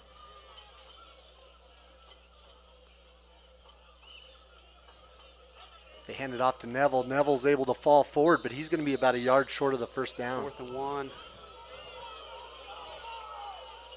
Yep, looks like they're going to go for it. Analytics will tell you this is a go-for-it sitch. But when it comes down to 4th down conversions, Western's 58% this year. They've attempted 24 times, and they've been able to convert 14 of those. Permian's able to stop people 38% of the time. McCullough's going to take his timeout. Timeout. Permian Basin, their first of the half. So Permian able to stop teams this year 38% of the time on their 4th down attempts. Seems like teams have tried it against them 34 times and been able to be successful 13 of those.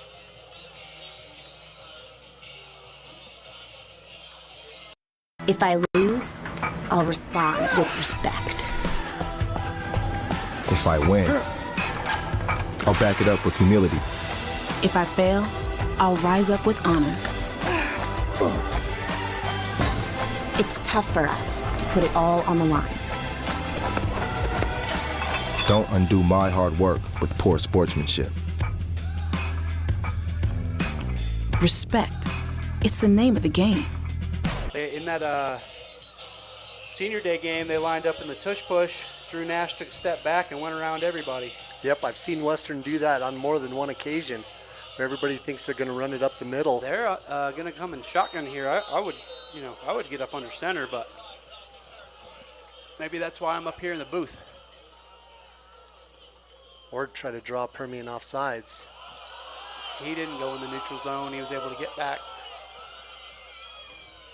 Got to stay disciplined if you're Permian. Permian with 5 people up on the defensive line of scrimmage. Nash is going to run forward. He's got the first down. Yep. Looked like he ran over his left side. Ran behind Brumfield and Whining. Both of them are 290-pound offensive linemen. That's a trust your guys call there, right, by Josh Baines and staff. You trust your guys, get the job done, keep the drive going. Well, you get to this point in the season, you got to make sure your horses have the ball. And they definitely have a horse in Drew Nash. Ruiz in motion. They run that jet sweep. They fake it. Nash keeps it. He runs forward again for about 5 yards. Got Meissner and Bailey coming on.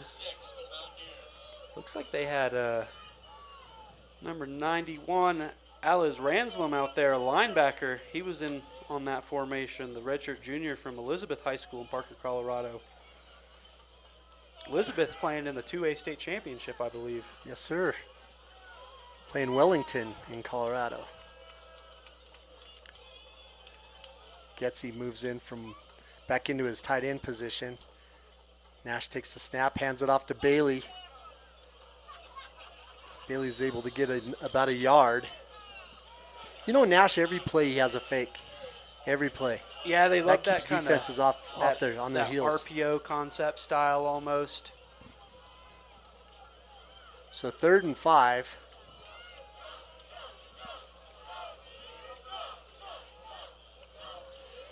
Uncharacteristically, Western not having a lot of 2nd and long and 3rd and longs today like they typically have.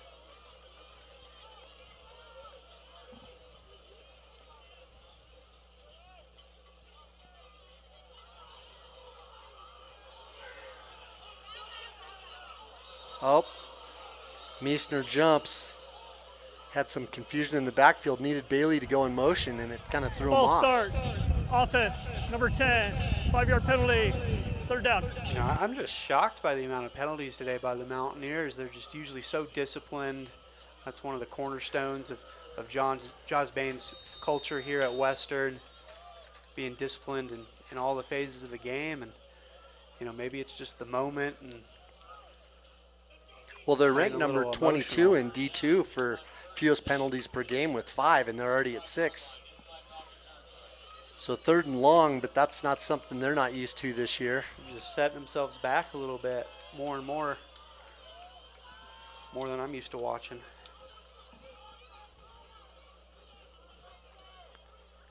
Three receivers to the left, sends Bailey to the left. Swings it out here to Bailey, but it's another backward pass. Bailey's drilled right there by number 6 for Permian, Jelani Jefferson. Yeah, the receiver over here just didn't get anything on Jefferson, and Jefferson able to come in and lay the boom. You know, they're gonna go for it again here. Permian would love to get off the field. They're playing some gritty, you know, inspired football, but just haven't been able to make anything happen yet on offense. Been impressed with this defense, you know, flying around like sharks, like there's blood in the water. Josh Dixon's one of the receivers to the right side. He's made some big plays for Western this year. Low snap. Yeah, the little quick kick right there. Just got a little too much on it.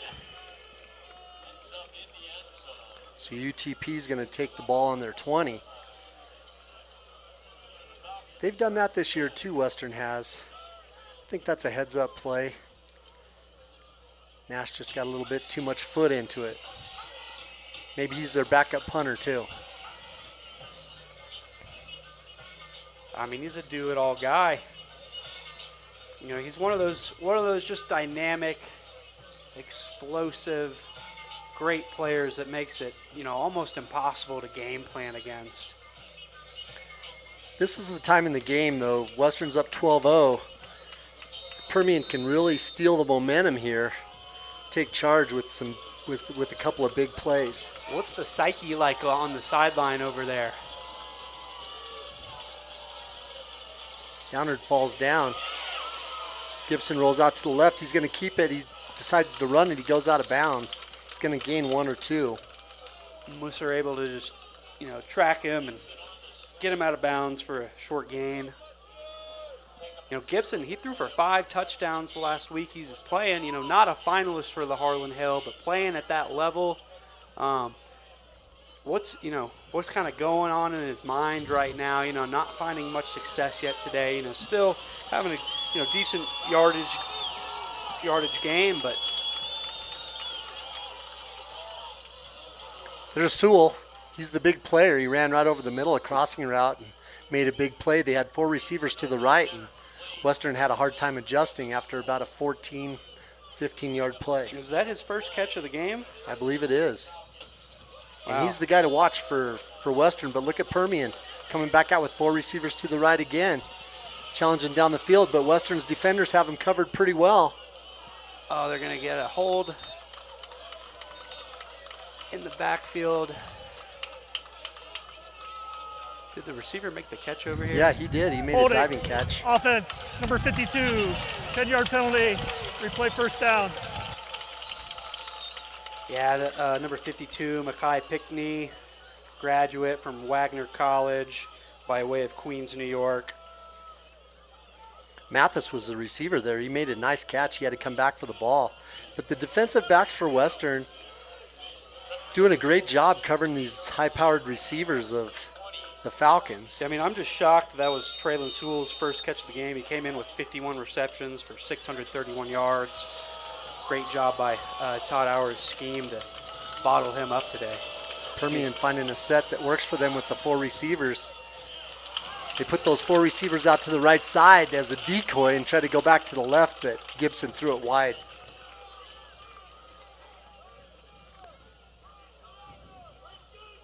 Yeah, 2nd and 20. Just dialing up, disguised coverages and really making it tough on Gibson to, make some quick decisions. So 3 receivers to the right, 2 to the left. Looks like Sewell's at the top of the screen. In the second hole there. Gibson drops straight back. He looks left. He's going to take off running it. He's got good speed. He's running up the middle. He takes on a strong hit there by number 33. That's Dre Thompson. Picks up about 15 yards, 14 yards. This will put him in a more third and manageable, third and medium's a lot easier than third and a Mountaineer mile. Yep, 3rd and 6.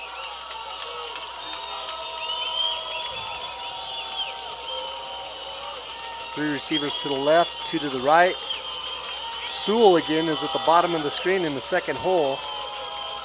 They're moving him all over the place, trying to get him open. Kind of a pick play there. Great block there by Sewell. Made a nice catch there. That was number 3, TJ McKenzie. Yeah, great job there by Sewell. Getting his body in position and putting his hands up, not trying to create a crackback block situation or anything like that, kind of that new age pick block. Just kind of staying stationary and being in the right position to help your guy get a first down. Western has some fresh defensive line in the game. Again, another wide receiver screen out there to the top of the screen. It's number 13, Jalen Tillman. Picks up about 5 yards. And Permian just using a lot of people. Gibson by himself in the backfield. He's dangerous. He's going to run the ball. Yeah, just straight quarterback draw. He gets the first down.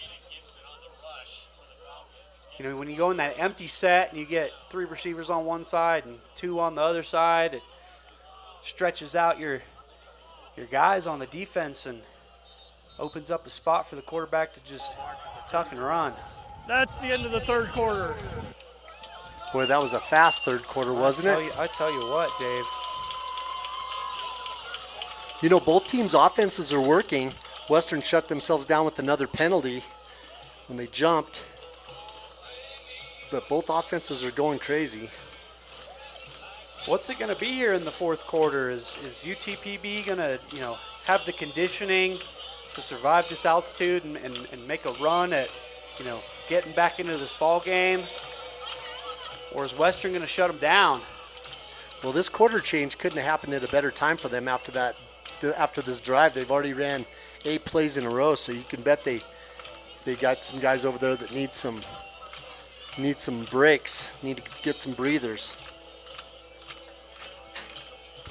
After that third.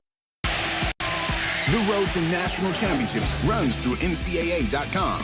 And whether you follow one college team or all of them, it's never been easier to get the content you want all in one place.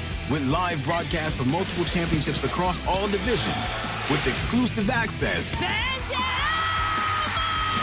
and highlights for every single championship. Stay in the game all season long with NCAA.com, the home of college sports.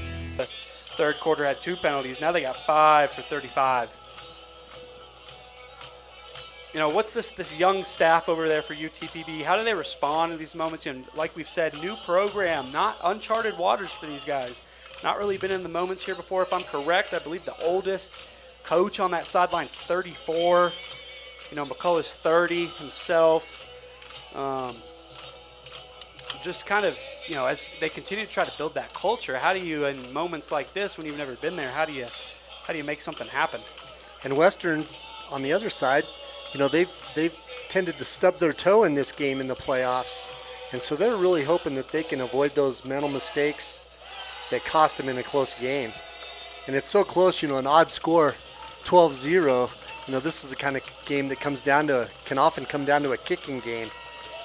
But Western needs a big stand here if they're gonna eat time off the clock with their offense.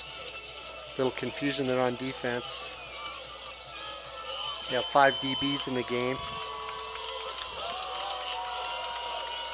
That keeps Ian Loomis off the field. Ian Loomis, the leading tackler for Western. Yeah, he's right there on the hip of Todd Auer, right at the 25.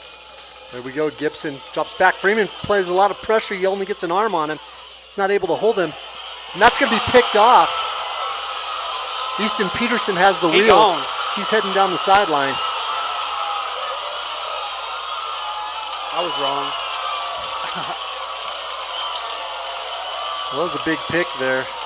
Gibson tried to come in there and make a tackle early, but he had a lot of pressure on him. It started with Ricky Freeman.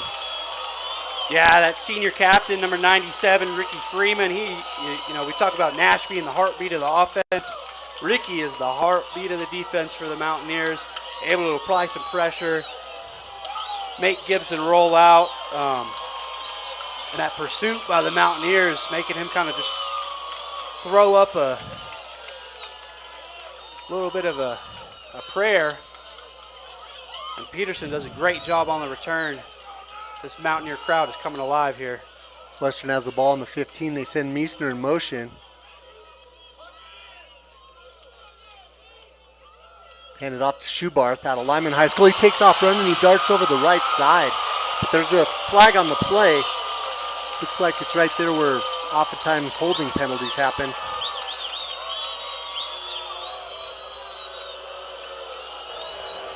Holding, offense, number 89, 10 yards from the spot of the foul. Replay first down. So they get Getzy with the hold after Schubarth gets in the end zone, kind of lets the air out of Western, and that gives Permian Basin a chance to breathe. Oh, man, hate it for Schubarth, former Lyman Badger. Great program out here in Colorado. He'll get his get back, though, I think. So 1st and 20. Ball's on about the 24.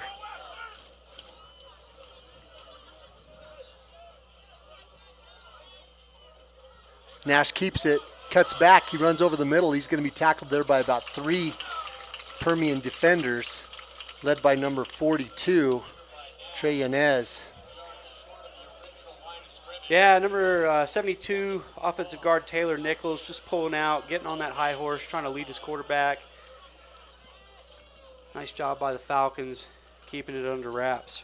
So 2nd and 12. Western's getting the play in the game. 18 seconds left on the play clock. The Falcons shot themselves in the foot earlier with the delay game. 8 seconds, 7 seconds. Nash is setting up. He gets the snap off. Hands it off to Schubarth. He gets the corner. He's headed upfield. He's a bigger running back. He thought he could outrun the Basin defenders, and there was no going there. He might have should have just turned his shoulders and headed upfield. Yeah, put a foot in the ground and get north-south. Had some good blocking on the edge, and the receivers just weren't able to sustain it long enough. Falcons flying with their talons out. That defense is quick. They're able to rotate in another defensive lineman. Yeah, they do a great job at rotating packages and personnel. Got 20 all Lone Star Conference honorable mentions on this UTPB team, so great youth. Staff's doing a great job of developing talent. Meissner in motion. Nash rolls right. He's under a lot of pressure. He throws it over there deep. Just overthrows Getzy. Got some more laundry. Oh, no. Falcon's grabbing his ankle over on the 25. Can't tell who it is. Like we said earlier, hate to see guys go down. We'll see what this penalty is.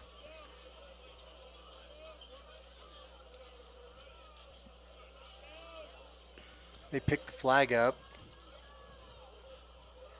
Get the announcement here. Ineligible receiver downfield. Offense. The tight end was covered up and went downfield. The penalties decline. 4th down. So another penalty for Western. Officials timeout for an injured defensive player. Now Western has to decide if they're going to try to kick it or not.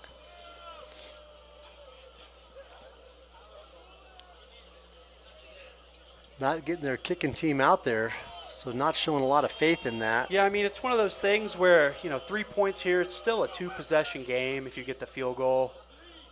So, Western's getting 58% of 4th down conversions on the year. We're going to roll the dice here. Tassie's jogging down the sideline. That's Western's kicker. Hard to tell who went down for the Falcons, but he's able to walk off on his own accord. Always love to see that. It's a good sign. So Tassie's going to try to kick it here. It's going to amount to about a 21-yard field goal if he's successful. After Western shot themselves in the foot with another penalty. McCullough's the holder, Perry's the snapper. High snap, but McCullough gets it down, and it's good.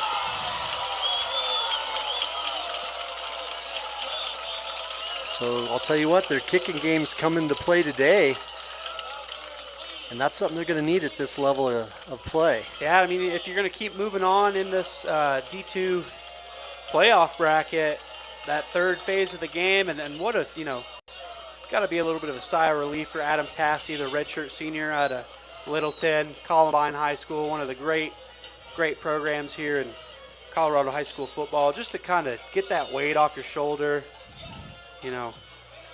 get the trust back from the guys and from the staff, and that trust in yourself. That's big, man, that confidence. Still a 2-score game, 12-52. Who are the Falcons of UTPB going to be? I think if this game's going to, come down to the end, I think they're going to need a score here on this drive, Dave. I do too. Now Grable's going to kick it into the wind. The wind's starting to whip up a little bit more. It gusts and then it settles down. So Permian's going to have the wind at their back. It's a big kick. And it goes right inside the pylon for a touchback.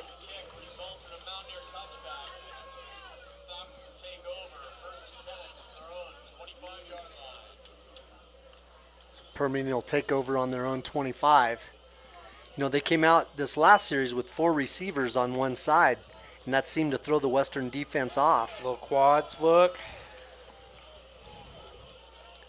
Yeah, they've got some interesting wrinkles here in this Falcon offense. Taking some of that air raid mentality, that Mike Leach kind of offense. I mean, Gibson, after the third, had 30 passes. Wouldn't be shocked if he gets to 45 before the end of the game. Ricky Freeman gets the big sack there. Ricky Freeman. From his right side, from that right defensive end. Big old Mikey Smith was in there too. You love it for these guys like Ricky Freeman that have given so much to this Mountaineer program, bringing back to prominence in the RMAC and nationwide. So Western still with those 3 down linemen. 5 defensive backs. Trips to the right. Gibson looks right. He's going to have to scramble. Throws a dart over there. Nice complete pass. Beautiful pass to number 7. That's Coney. I think he's going to come back for a hold. Holding. Offense. Number 52. 10-yard penalty. Replay 2nd down. That's going to negate Carroll Coney, his catch, the senior transfer from Delta State University out of Macomb, Mississippi. like to give a shout out to any of my Ole Miss contingency listening. Know some buddies from Macomb. Got some great programs out there in Mississippi. So they need about 25 yards here for a first down. 2nd and 25. Well, Gibson's got the arm to do it. He definitely has the receivers. O-line's going to need to step up. Western sends 3. They throw that quick pass out there again. Throwing it underneath. Surprised not stretching the field out. That was number 13, Jalen Tillman again.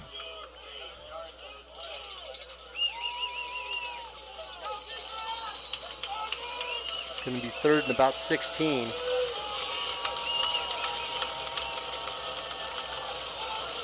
This feels like almost the game. Western looks like they're going to send somebody. They do. Ian Loomis jots in there. They throw that screen pass out there. He's going to be short of the first down if he doesn't get it. He might have got the first down there. I think he might have stepped out. Might be a 4th-2, 4th-3 type situation. Oh, he stepped out even earlier than that. Earlier about 4th and 6. Yeah, 4th and 5. 6. I mean, Permian's in a position now where they got to go for it. Yep. Look for Sewell on this. You got to go to your go-to guys. Cameron Cooper looks like he's going to bring some pressure. He's backing off now. UTPB is changing the play call. 5 seconds left on the play clock. 4, 3. They get it off. Western brought the heat. Threw a nice pass out there to number 13 again. That's Tillman. He's been the go-to guy. Yeah, Tillman, a D1 FBS transfer from Bowling Green. So 1st and 10. Gibson stretches the field that time. A lot of contact out there. Yeah, I think the UTPB receiver was saying he stopped me in my route, but that ball sailed a little bit out of bounds and a little bit of hand fighting. Refs are going to no call that one. I think Western's DB, Blaze McGee, was thinking the same thing. So 2nd and 10.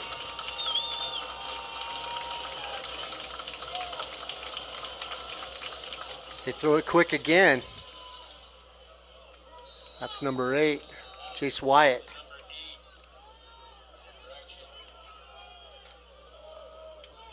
Looked like he got about 9 yards on the play.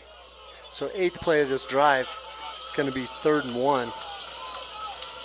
Another quick pass out there. Wyatt gets the first down. I bet he's getting close to 10 catches on the day, I would assume. You know, Gibson gets that snap and he throws it so fast. Oh, it's got to be 0.4, 0.5, ball's out of his hand. So 1st and 10. Does a great job of opening his hips up and putting that ball on the money for the receivers. Great play there. Defensively, Ramon Pacheco got there right when the ball got there and was able to slap it down, but there's a flag. Might be a defensive holding. Where that's sitting, it's very well could be. Pacheco's a great player, though. When I've been able to have the opportunity to pass watch his interference, games. offense, Ooh. number 80. Wow. It's a 15-yard penalty. Replay first down. Well, you know what? We saw that hand fighting you were talking about earlier, Aiden. And that time, Permian's going to take the brunt of the penalty. It's a big penalty. Yeah, it's a brutal break for the Falcons. Had kind of gotten a little bit of their own mojo going, and now they're set back. 9:38 left on the clock. This clock becomes a factor. Gibson throws that strike over the middle. He picks up, almost gets it back to the original line of scrimmage. Tillman again. Or Jace Wyatt, I apologize.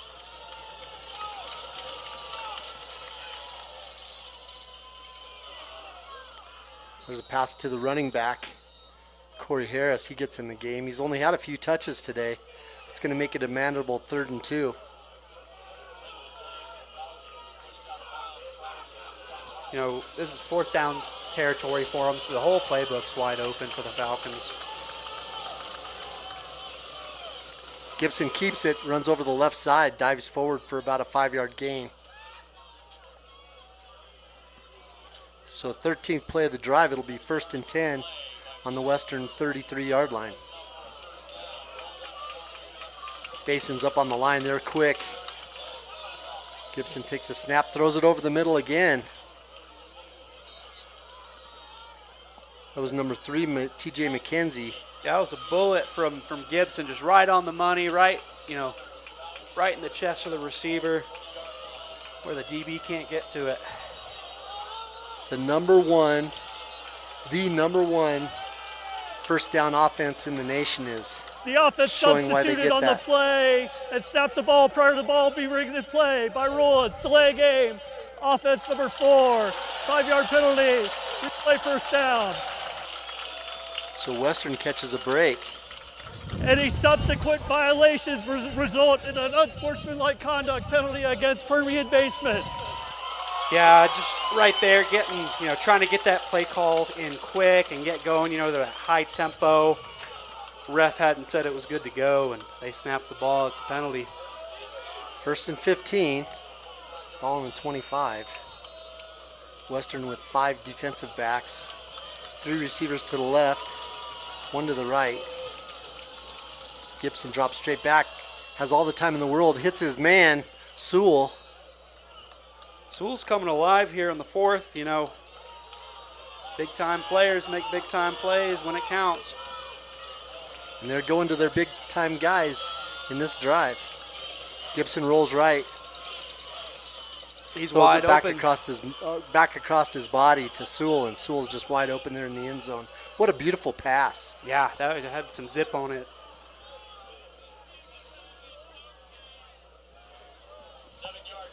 Okay, so 6 to 15. Getting a little interesting here, Dave. Looks like Permian's going to go for the 2-point conversion right now. Yeah, I like that call because if you leave it down to the end, then it's a little heartbreaking. A little more of what you got to do if you don't get it here right now. So Gibson right there in the backfield. He's going to take his snap. He's got some motion going. Throws a quick strike out there for the 2-point conversion. It was number 80, Kylan Mathis. Gibson just gets that snap. He throws it so fast. Yeah, that receiver who's motioning in gets sent back out. Quarterback snaps the ball while he's still moving laterally and catches the defense on his heels. Nice job by the receiver to dive in towards the pylon and ensure that UTPB gets that 2-point conversion. Gotta be, hats off to Todd Auer and this defense. Number 6 scoring offense in the nation for UTPB, coming in with 39.3 points. They got 8 right now. So this Mountaineer defense is playing with their butts on fire. Well, we'll see if that experience from earlier in the season that Western had of playing in these tight games makes a difference. They're going to line up like they're expecting an onside kick, which wouldn't be a surprise. If I was UTPB, I'd try to just pooch this thing at that W logo. And which is what they do. Oh my goodness. Western elected to fair catch it. There was plenty of time to run. Yeah, there was no one within 20 yards of him. Yeah. He could have got going, but they'll get the ball, secure the ball. Possession is the most important thing. Yeah, I'm not sure if he needed to take it on the 25. I think he could have got out past that, but this is where you decide if you're going to play conservative or if you're going to go for it. Western's going to need to get a drive going and take some time off the clock at the same time. Permian Basin, you can bet they're going to pin their ears back because they've got to play some aggressive defense. Yeah, where's Tristan Exline right now? You need to know where number 1 for the Falcons is. Right in the middle. And he's stepping up for the run. Ball's on the ground. Bailey fumbles it. Oh my gosh, the Falcons have it.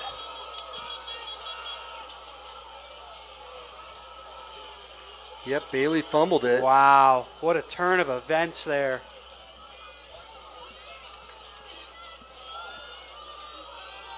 So UTP is going to take over at the Western 27-yard line, and we've definitely seen a big change in momentum here. What a critical error there. Now McCullough and the Falcons, they gotta capitalize if they want to continue on to the quarterfinals. Lot on the line here.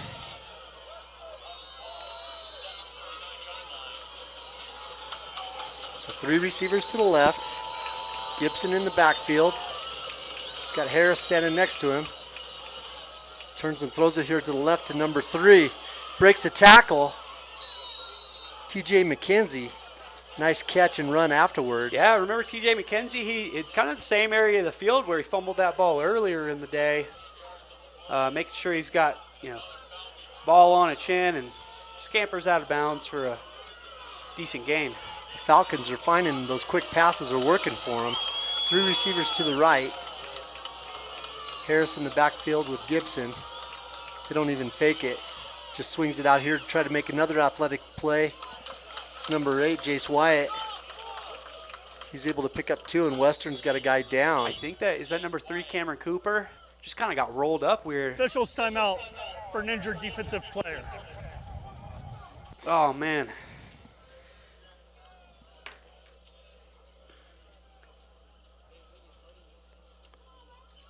So we'll see how bad that is. He's definitely a player Western can't afford to lose at this point in the game. But the Mountaineers definitely have their back against the wall as Permian Basin has all the momentum. If that is indeed number 3, Cameron Cooper, and if he's not good to go, we're going to have number 28, Kylan Wilson, the redshirt junior from Chaparral High School here in Colorado. His name's going to be called upon here in a big moment. Hopefully, for Cooper that he's all right. Yeah, Cooper's walking. He's got his helmet off. He's walking off the field. Just kind of got rolled up a little weird, I think, as he made that tackle out there on the edge. It's a good sign for Western. He's jogging off. But that gives Permian Basin a timeout, a chance to breathe. We talked about the altitude and the factor it could play, and the more chances Permian Basin has to catch their wind, the better it is for them. Even with the altitude, it seems like at this point in the game, UTPB's still playing pretty fresh. So Harris in the backfield with Gibson. 3 receivers to the left. Harris in motion. Gibson keeps it. He runs up the middle. He cuts off to the right side. He cuts again. He breaks a tackle. And he's in for the touchdown. A great run there by Gibson. He just kept cutting back to the right. Western kept missing tackles. Yeah, the Falcons just a great job getting a hat on a hat. Gibson doing a great job of following his blockers, reading the butts, making great cuts. That's what it's about. So now we'll see if they decide to go for the win here. Looks like they're going to go for the lead with 6:57 on the clock. I mean, I think that's that young, youthful swagger that McCullough and the Falcons play with. See if they run that same pass pattern they ran last time, just that quick out. Western defenders couldn't step up there fast enough, or if Gibson just keeps it.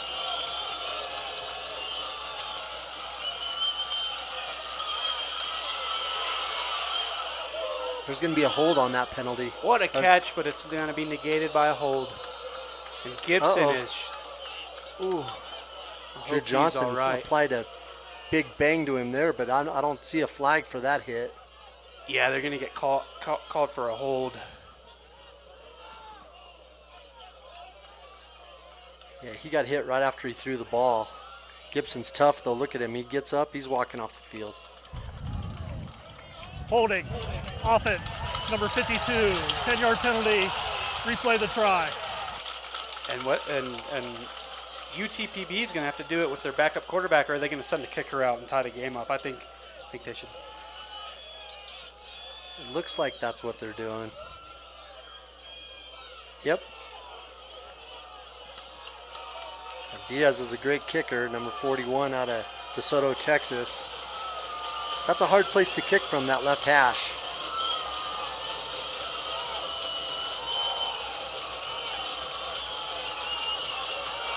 Offsides. Got blocked, but he's offsides. Two blocks. Yep, but like you said, there's a flag on the play. The left end jumped too soon. A lot of penalties, holy mackerel. Yeah, they're keeping these referees Offside. busy. Defense number 23, 5-yard penalty, replay the try. I don't envy the job the Stripes got to do at all, Dave. That was number 23, Logan White. Just timed it a little too early, the redshirt senior from Grantsville, Utah. And this is going to give Diaz another shot. You know, coming in, no blocks for against UTPB's kicking unit all year, but you know, the one earlier and then that one right there, it's got to be going through the mind of Diaz.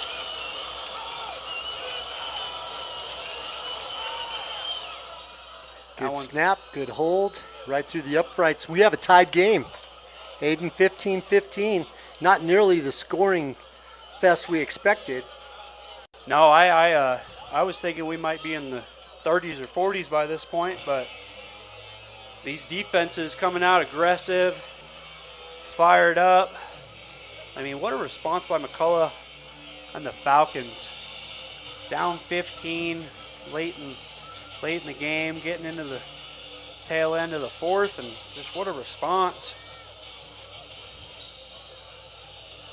Well, Western's going to have the ball in the hands of the guy they want to have it, Nash. He's the leader of this team offensively and defensively.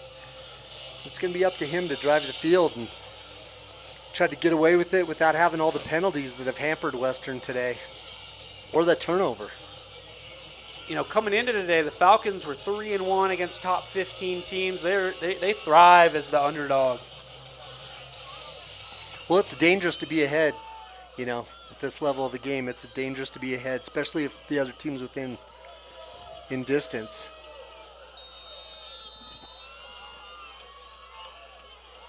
So Diaz is going to kick.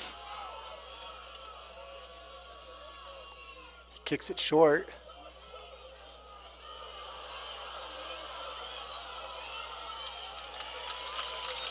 That's Nate Scharnhorst, number 6. Receives it, he runs it out to about the 32-yard line. Western with a little better field position than they had when they started that last drive before the Bailey fumble.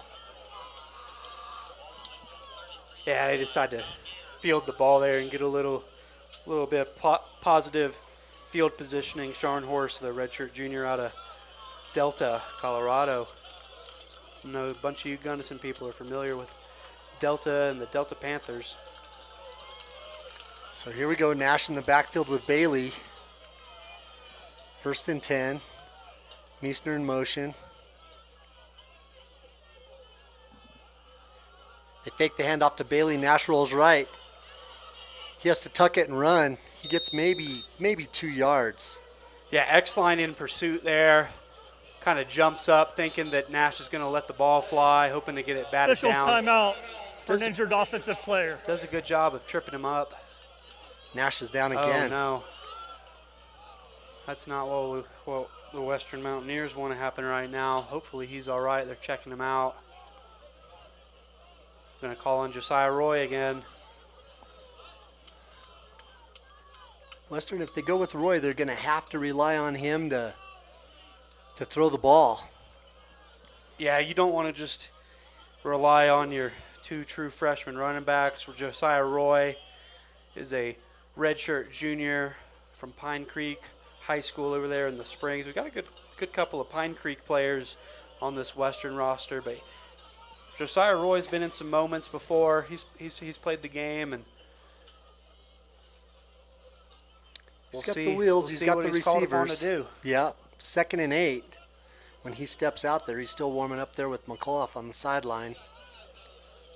Nash is still down right there on the white line in front of the Western bench.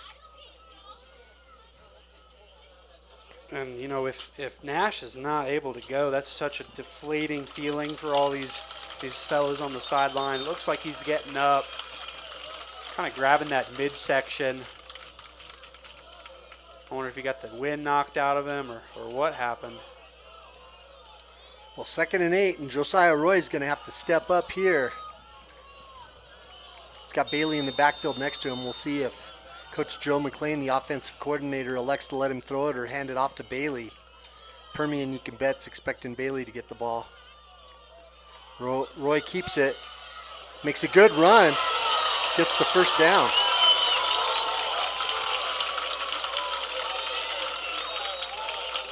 I mean, shout out to the Western offense, offensive coordinator, Joe McLean, trusting his guys, you know, whether it be Nash, whether it be Roy. You know, he spends day in and day out with these guys, so he knows what they're made of. So Roy in the backfield with Bailey. Permian expecting to run again, I bet. 4 down linemen, they creep a linebacker up. Roy keeps it again, runs over the right side. This time he's going to be held up at the line of scrimmage. Looked like the same play call, and it got a little eaten up. Nash is telling Baines, I'm good to go, and here he comes. Crowd's going to give Josiah Roy a nice round of applause, well deserved. You know, being a backup quarterback's a little tough sometimes. You want to be the guy, and it's not the NFL where he's getting a big paycheck to sit on the sideline. So 5 minutes and 30 seconds and counting. Nash takes the snap, he rolls left, and then he flicks the pass forward, just a little shuttle pass to Bailey, jumps over a defender. He picks up the first down, 11 yards. Yeah, nice just little kind of misdirection. Shovel pass to Quinn Bailey. Open space, the grass is green. So 1st and 10 now for Western. The ball's on the 46-yard line. They need a good 25 yards to be in field goal range. Even though Tassie's kicked some long ones. Yeah, long at 50 on the year for number 1 of the Mountaineers.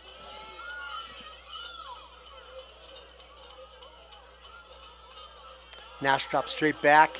It's looking short. It's batted down. Looked like number 11 there, Gary Holmes. So it'll make it 2nd and 10.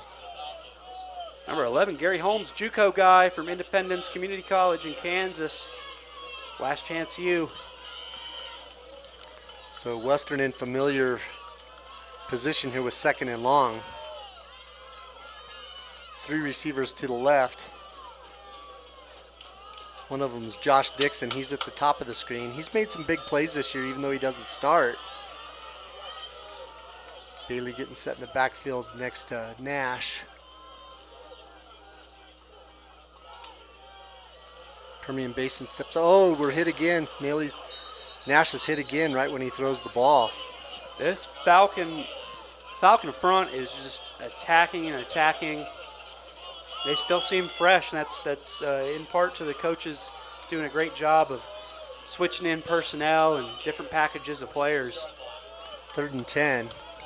Meisner comes out of the game. Western lucky to get away with that being called an incomplete pass. Permian Basin hadn't heard a whistle. They were ready to roll down the sideline with a fumble recovery. 3rd and 10. 3 receivers to the left, 2 to the right. Basin walks the linebacker up. They send 3. Nash steps up in the pocket. Finds a receiver, but he's well underthrown. He tries to throw it to Dixon, but it was probably 5 yards short. Yeah, he was just under pressure. That ball just didn't get enough on that ball. It fell short at the feet of Dixon. 4th and 10. Here comes Zach Grable, try to pin him down deep. This is a big punt. Yeah, if you're the Permian Basin punt returner, you need to, make sure you make the right call here on whether to field it, whether to fair catch it, whether to let it bounce into the end zone. It could go any sort of way here. And if you're Grable, do you kick it next to the sideline? He does that kind of Aussie style, quick. Gives his defenders plenty of time to get down the field, and they fair catch it. That was number 83, Heston Kelly. Permian's going to take over at their own 7.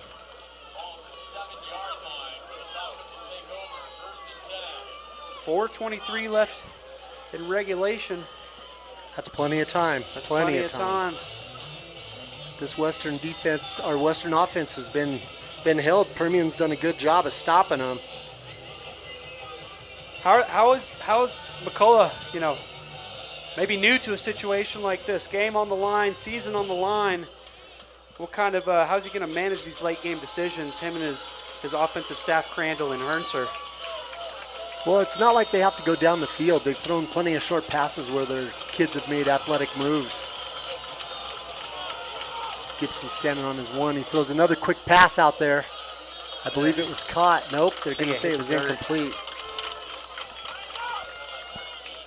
With all these quick screens and jailbreak screens, it almost feels like they're just trying to set something up down the field, a fake screen wheel or something of the nature. I mean, they've run these quick screens.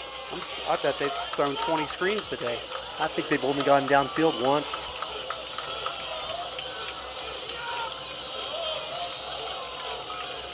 Gibson drops straight back. Not a lot of pressure. He throws it over the middle, but it's just over the outstretched arms of Patterson. But they're going to call Cam Cooper for PI. That'll give Permian a first down. I think it might be on Logan White actually again.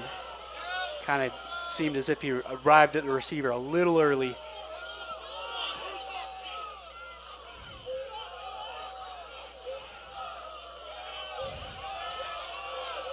Having a little conference here, see what the call is. The ruling on the field is the ball was not tipped. Pass interference, defense number 23, spot the foul, automatic first down. Yeah, I mean, the crowd's going to hate that, but number 23, Logan White, just got there, touch early, got a hand inside, kind of grabbed onto the arm of the Falcon receiver, and, crowd's not going to like it, but that was the right call. 1st and 10.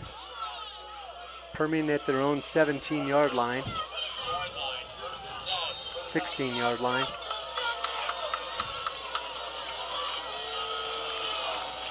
Defense for Western looking to come up big here. Gibson directing traffic.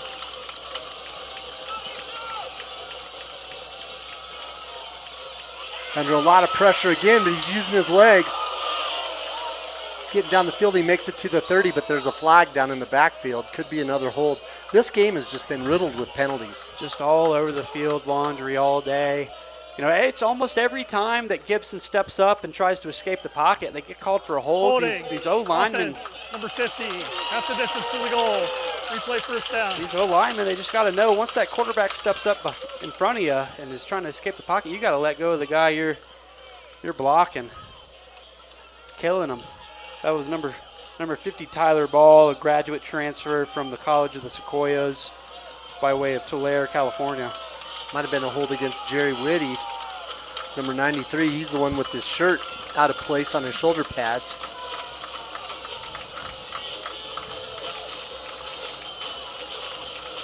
.403 on the clock.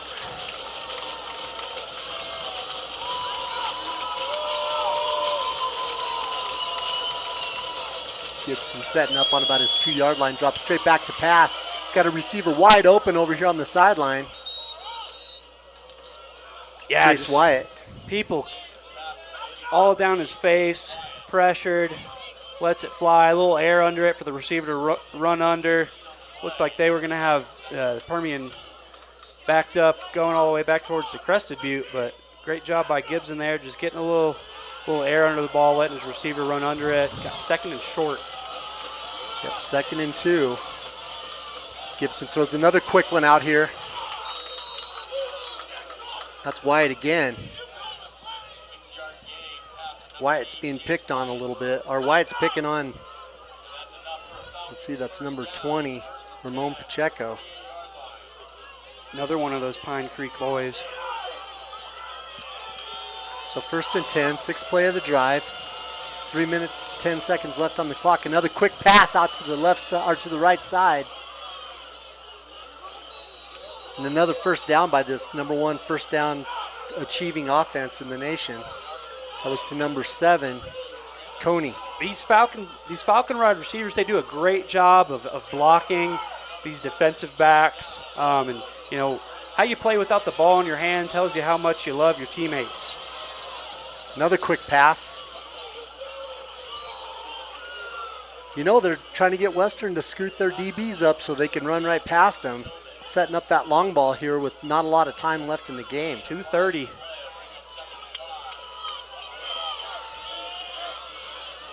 Falcons going out from the 45. 2nd and 5, 2:20 left on the clock. They hand the ball off this time to Harris. Harris breaks a tackle, and he gets the first down. Ricky Freeman was almost able to make the tackle there. Just a nice job by Harris to keep those legs churning and get outside on the edge. Okay, they're going to take it down to the 2-minute warning, or the 2-minute. The 2-minute timeout. Timeout. Yeah. This is the 2-minute timeout. Because there's such a big difference. I always forget that. Okay, so 1st and 10, the ball's on the 50. The pressure's really against Western. Now Diaz has kicked a 50-yarder this year, and at this altitude, he's probably got a little bit more leg in him than that. Yeah, I think it was, they had it pulled up. They need about 20 yards to get that. Long of 50. He's 1 for 1 when they go 50 plus. However, he's 3 for 8 in 40 to 49 territory. So they need to pick up this 20 yards for sure. Again, 2 minutes left on the clock. 15-15, and a lot lower scoring game than anybody anticipated. This Permian Basin offense is just so quick. They get the ball off the snap, and the ball's out of Gibson's hands so fast that the defenders for Western don't have a chance to make a play on it. But like you were saying, they're just doing that to set them up. You know, Todd Hour's experienced, been in a lot of these situations before. We'll see if this new age staff in UTPB can kind of take advantage of what they've been trying to set up. So 1st and 10 on the 50. They need about 20 yards to get within field goal range. 2 minutes left on the clock. It's up to the defense for Western. Give them a shot at an overtime or a. Harris goes in motion. Gibson keeps it. Hit right there at the line of scrimmage. Picks up about 2.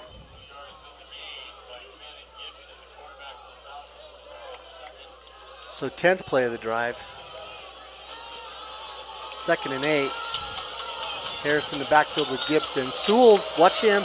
He's the second receiver from the bottom. He's their guy. Ooh. They're going to get Blaze McGee from Western on a PI, I believe. Yeah, I think he was just kind of all over the Falcon receiver. A lot of penalties. That's the telltale of the game for Western. These refs are earning their money today. Yeah, with a minute 32 and a chance to advance to the quarterfinals and go out to search the Arkansas to Pass play Harding interference. University. Defense, number 18, spot the foul, automatic first down. Crowd doesn't like it again, but it's going to give Permian the first down on the Western 38.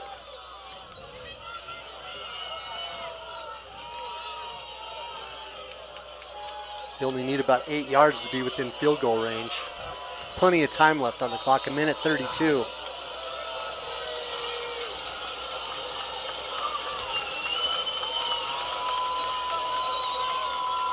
They hand it off to Harris. Nobody expected that. He runs up the middle. He's going to be close to a first down. Great play call there by McCullough and running back coach, co-offensive coordinator Blake Crandall, catching Mountaineers on their toes. Gibson keeps it. He rolls out over the right side, makes a fake. Cuts back against the pressure. He's got the first down easily, and now Permian's well within their field goal range. Western's got a player down. Western having a lot of players go down this game. That's worked Permian's advantage. Player. The clock was stopped for the first down. There is no option of a 10-second runoff. The clock will start on the snap. Correction, on the ready for play. Player that was down there was number 18, Blaze McGee.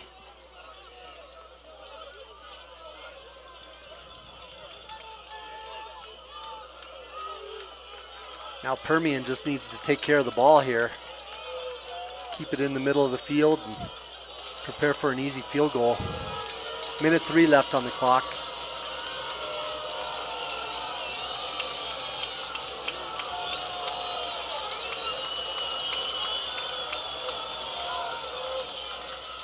Quick pass out here, that screen play again to number 8, Jace Wyatt.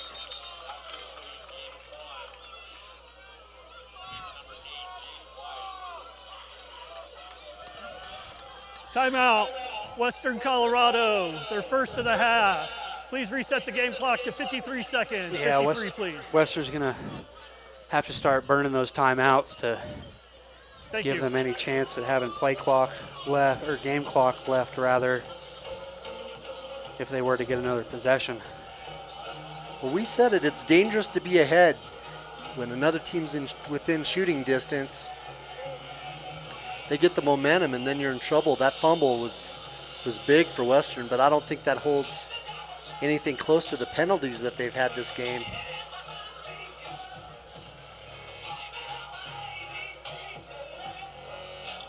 Great crowd here at the Mountaineer Bowl, Mojo Field at Mountaineer Bowl at the Rady Family Sports Complex in Gunnison. Hats off to them for a great environment. Hats off to the cheer team and student section, on a Thanksgiving holiday. Everybody in the Gunnison Valley bought in. I see people out here from Crested Butte. I see lots of Gunny familiar faces. They're hoping the Mountaineers can hold on. So Gibson's got Harris next to him in the backfield. I expect Harris to get the ball here.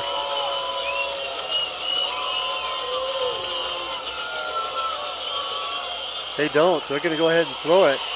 Western brings pressure, but Gibson's so fast. He doesn't get out of bounds. The clock's going to run. That's to their advantage.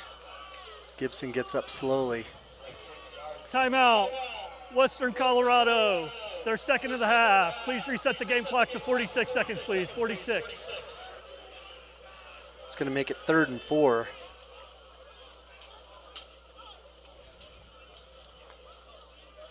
Things are looking tough here for Western Colorado. Like we said, Diaz has got a good leg. Used to kicking closer to sea level. The ball's going to travel a lot further up here, so distance isn't a problem. Now for Permian, it's just a matter of where do they want the ball, because after they run this play, that's where they're going to have to kick it from. We'll see if they just run to the center of the field. Give them a straight-on shot.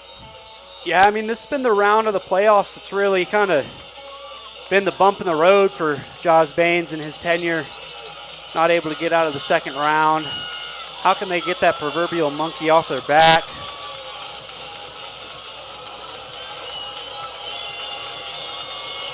So Permian taking their time getting up to the line of scrimmage, preparing for this last play. This could be their last offensive play of the game.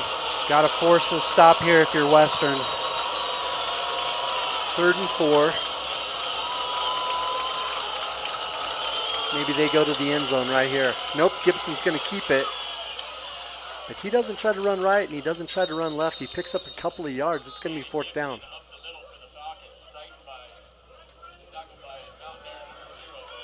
This drive was 16 plays. Timeout, Western Colorado. They've had their some long third drives, and final of the Dave. half. 13 plays, 16 plays. Coach Jaws Baines is going to use his final timeout. 41 seconds on the clock. Yeah, all the pressure's on Diaz now. Let's see if they can get that third, or rather, I guess that the second block got negated. But altogether, already 2 blocks on the field goal unit.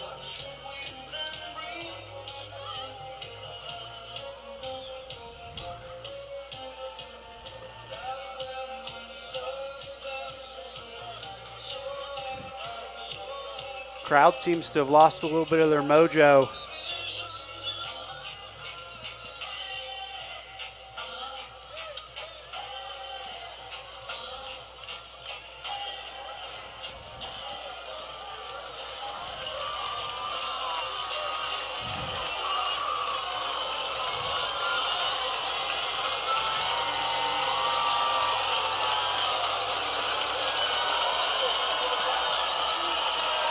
Okay, so here we go. Diaz is lining it up. They're on their feet The here in crowd's Mountaineer going Bowl. crazy.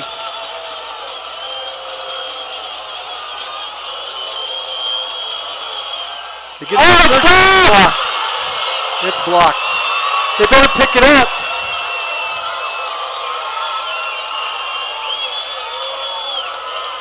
Wow. Just to avoid any confusion, I think it's a good idea to cover those kicks. But it's blocked. Came up big. So now Western's got, what, 37 seconds to score. You know, Coach Jake Van Graal, he's got to be ecstatic down there, the special teams coordinator for the Western Mountaineers. 3 blocks, two actually that counted, but 3 blocks on the day from that field goal block unit. I mean, that's just will. Western in that victory formation, they're just going to play for overtime. Some of the crowd doesn't like it, but well, the last thing you want to do is have a fumble or a fumbled snap or an INT and give them one more shot at it. Yeah, you don't need to give them the ball back in plus territory. What a game we got here, Dave. It is, it is. We talked about coming down to the kicking game and coming down to penalties. Well, Western's had plenty of penalties and Permian's had plenty of block kicks. They've got the lights turning on here at Mojo Field. Sun's starting to get towards that time of day. Yeah, here at Mojo Field in the Rady Family Sports Complex, when they play night games, they have a light show every time there's a score.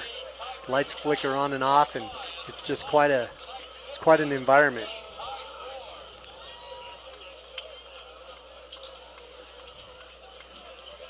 It'll be interesting to see the stats.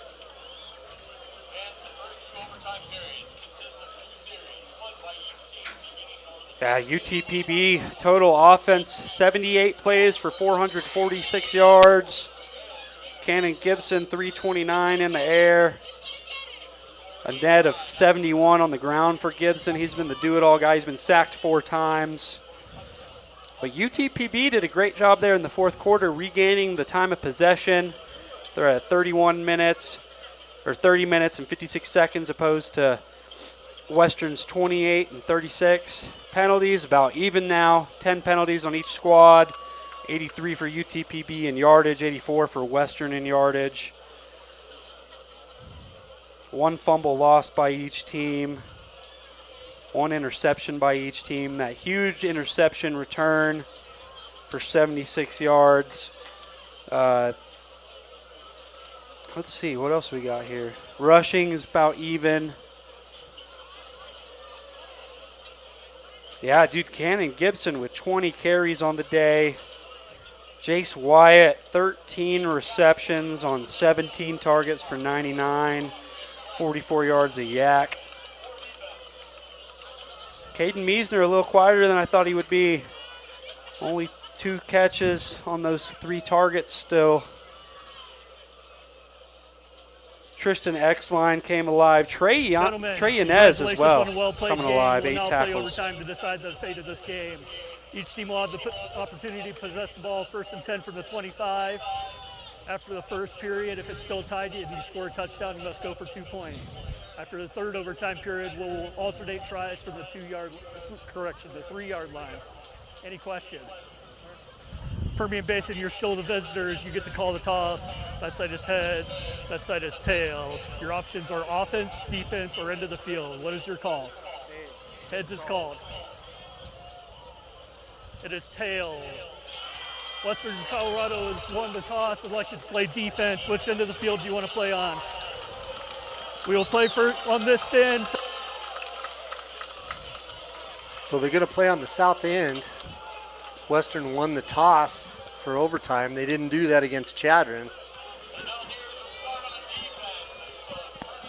Chadron scored, and then Western had the ball, and Nash threw an interception. And then Chadron, all they had to do when they got the ball was just take good care of it, and then kick the field goal to win the game. So Western putting it in the hands of their defense here right off the bat, which is strategically, I really believe that's the right thing to do. Oh, yeah, absolutely. Whenever you go into this college-style overtime, you want to know what you got to do on offense. Now Permian, with having those 2 kicks blocked, they've got to be a little bit nervous about not scoring a touchdown on this possession. Yeah, it's got to be in the mind of the Falcons and that staff over there on that sideline. So Ricky Freeman's the defensive end on the right side, Drew Johnson on the left side, Mikey Smith in the middle, and those guys are going to have to pin their ears back and put some pressure on Gibson.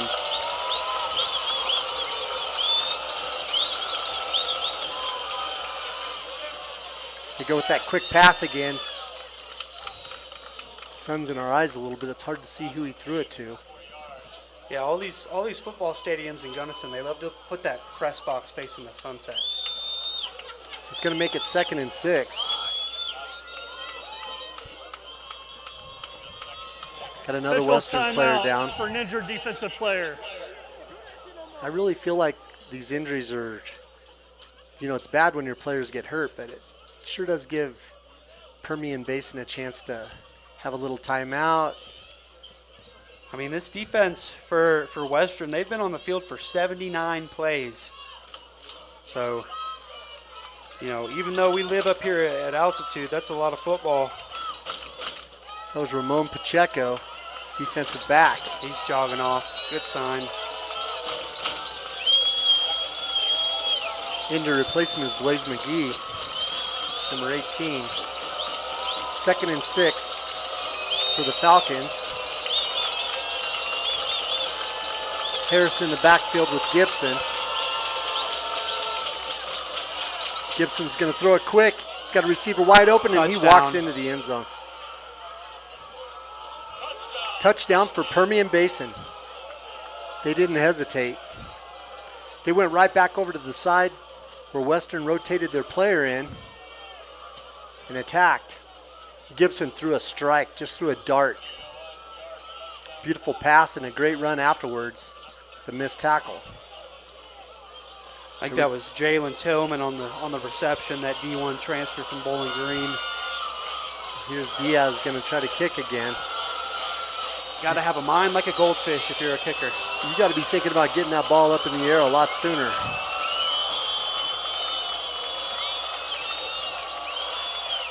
Oh That's my blocked gosh. again.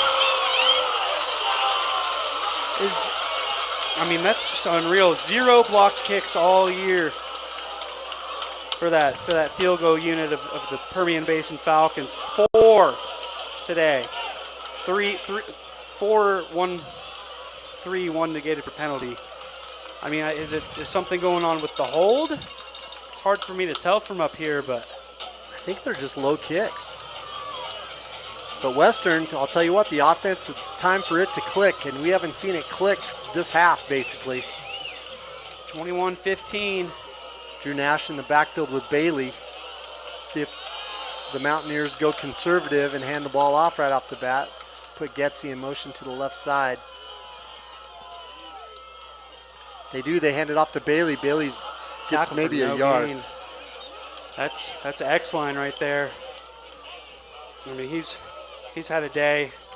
That'll be his 9th tackle, 1 TFL, 1 sack.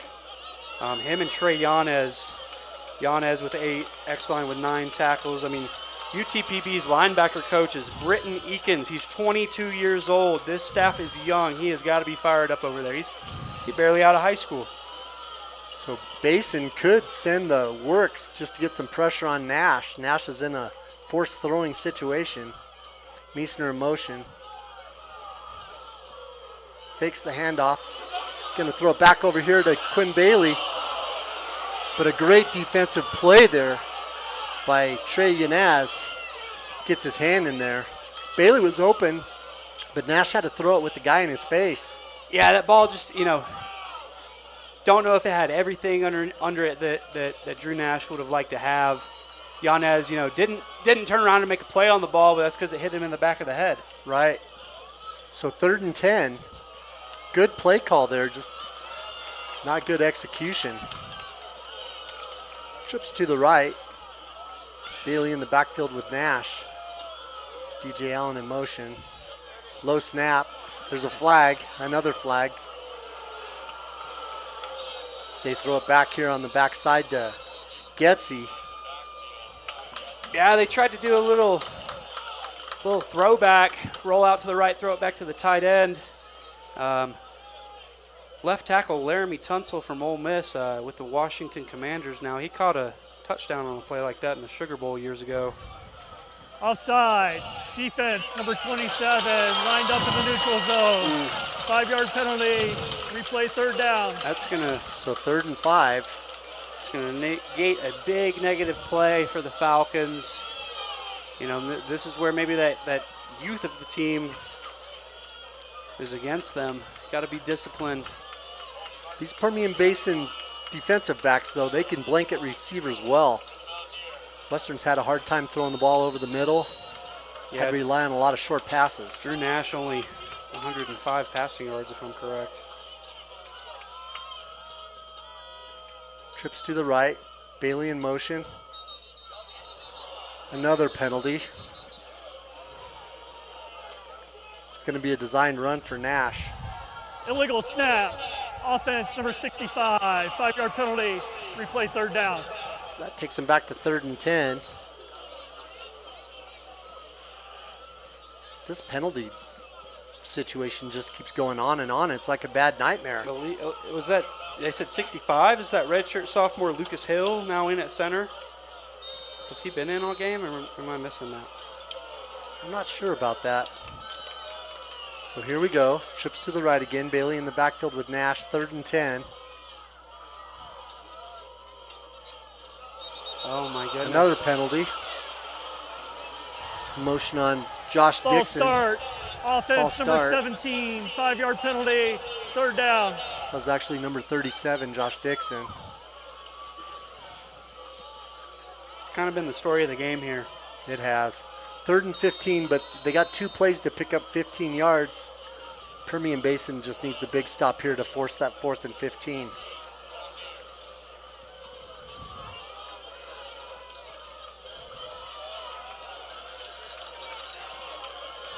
Blake Kramer's receiver down here at the bottom of the screen. He's big.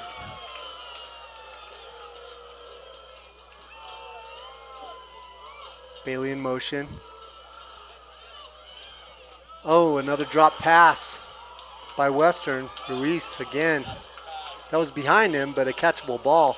And this does make it 4th and 15. So here's the game right here.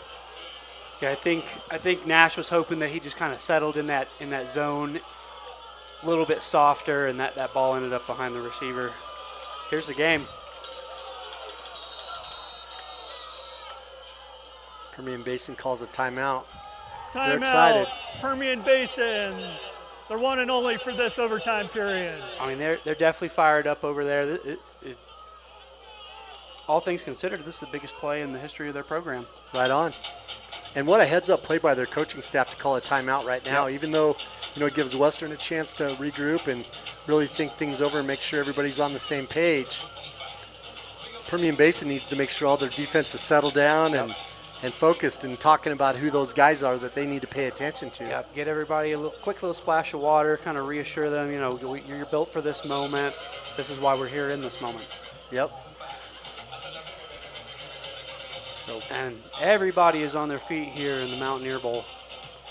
The Falcons can't stand to hang back too much. They just got to hold Western to less than 15 yards. So they're going to give some ground here.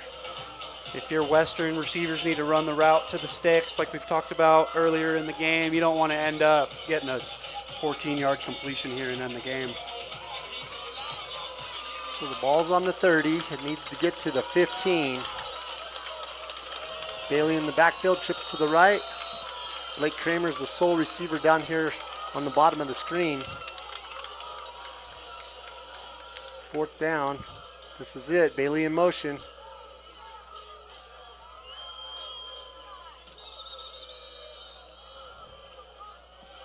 Western uses their timeout.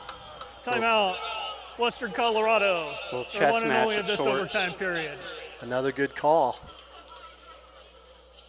They wanted to see how Permian Basin was going to line up against that front.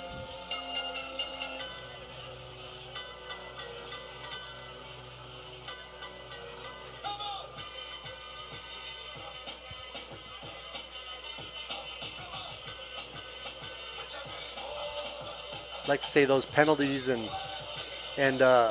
turnovers were a big detriment to Western, but Permian Basin also had penalties and turnovers, so it's really been a balanced game. It makes sense that it'd be in overtime right now. Yeah, I mean, like we said earlier in the broadcast, kind of determined by the battle up front in the trenches.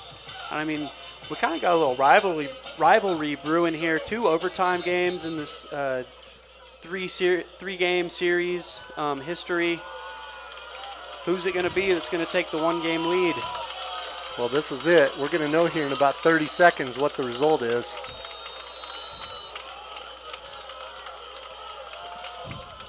Nash by himself in the backfield. Permian Basin looks like they're going to send some heat. They don't. They just send 3 guys. Nash steps up, throws it over the middle, and it's caught. Nope, it was dropped. There's a penalty in the backfield anyway. Holding, offense number 76, a penalties decline. The game is over. And that's the game. Western loses 15-21. They don't get over the hump, but a hats off to Permian Basin, who played a great game. They got the offense going in the second half, and that's the result. Yep, they just never quit, stayed with their game plan and their identity.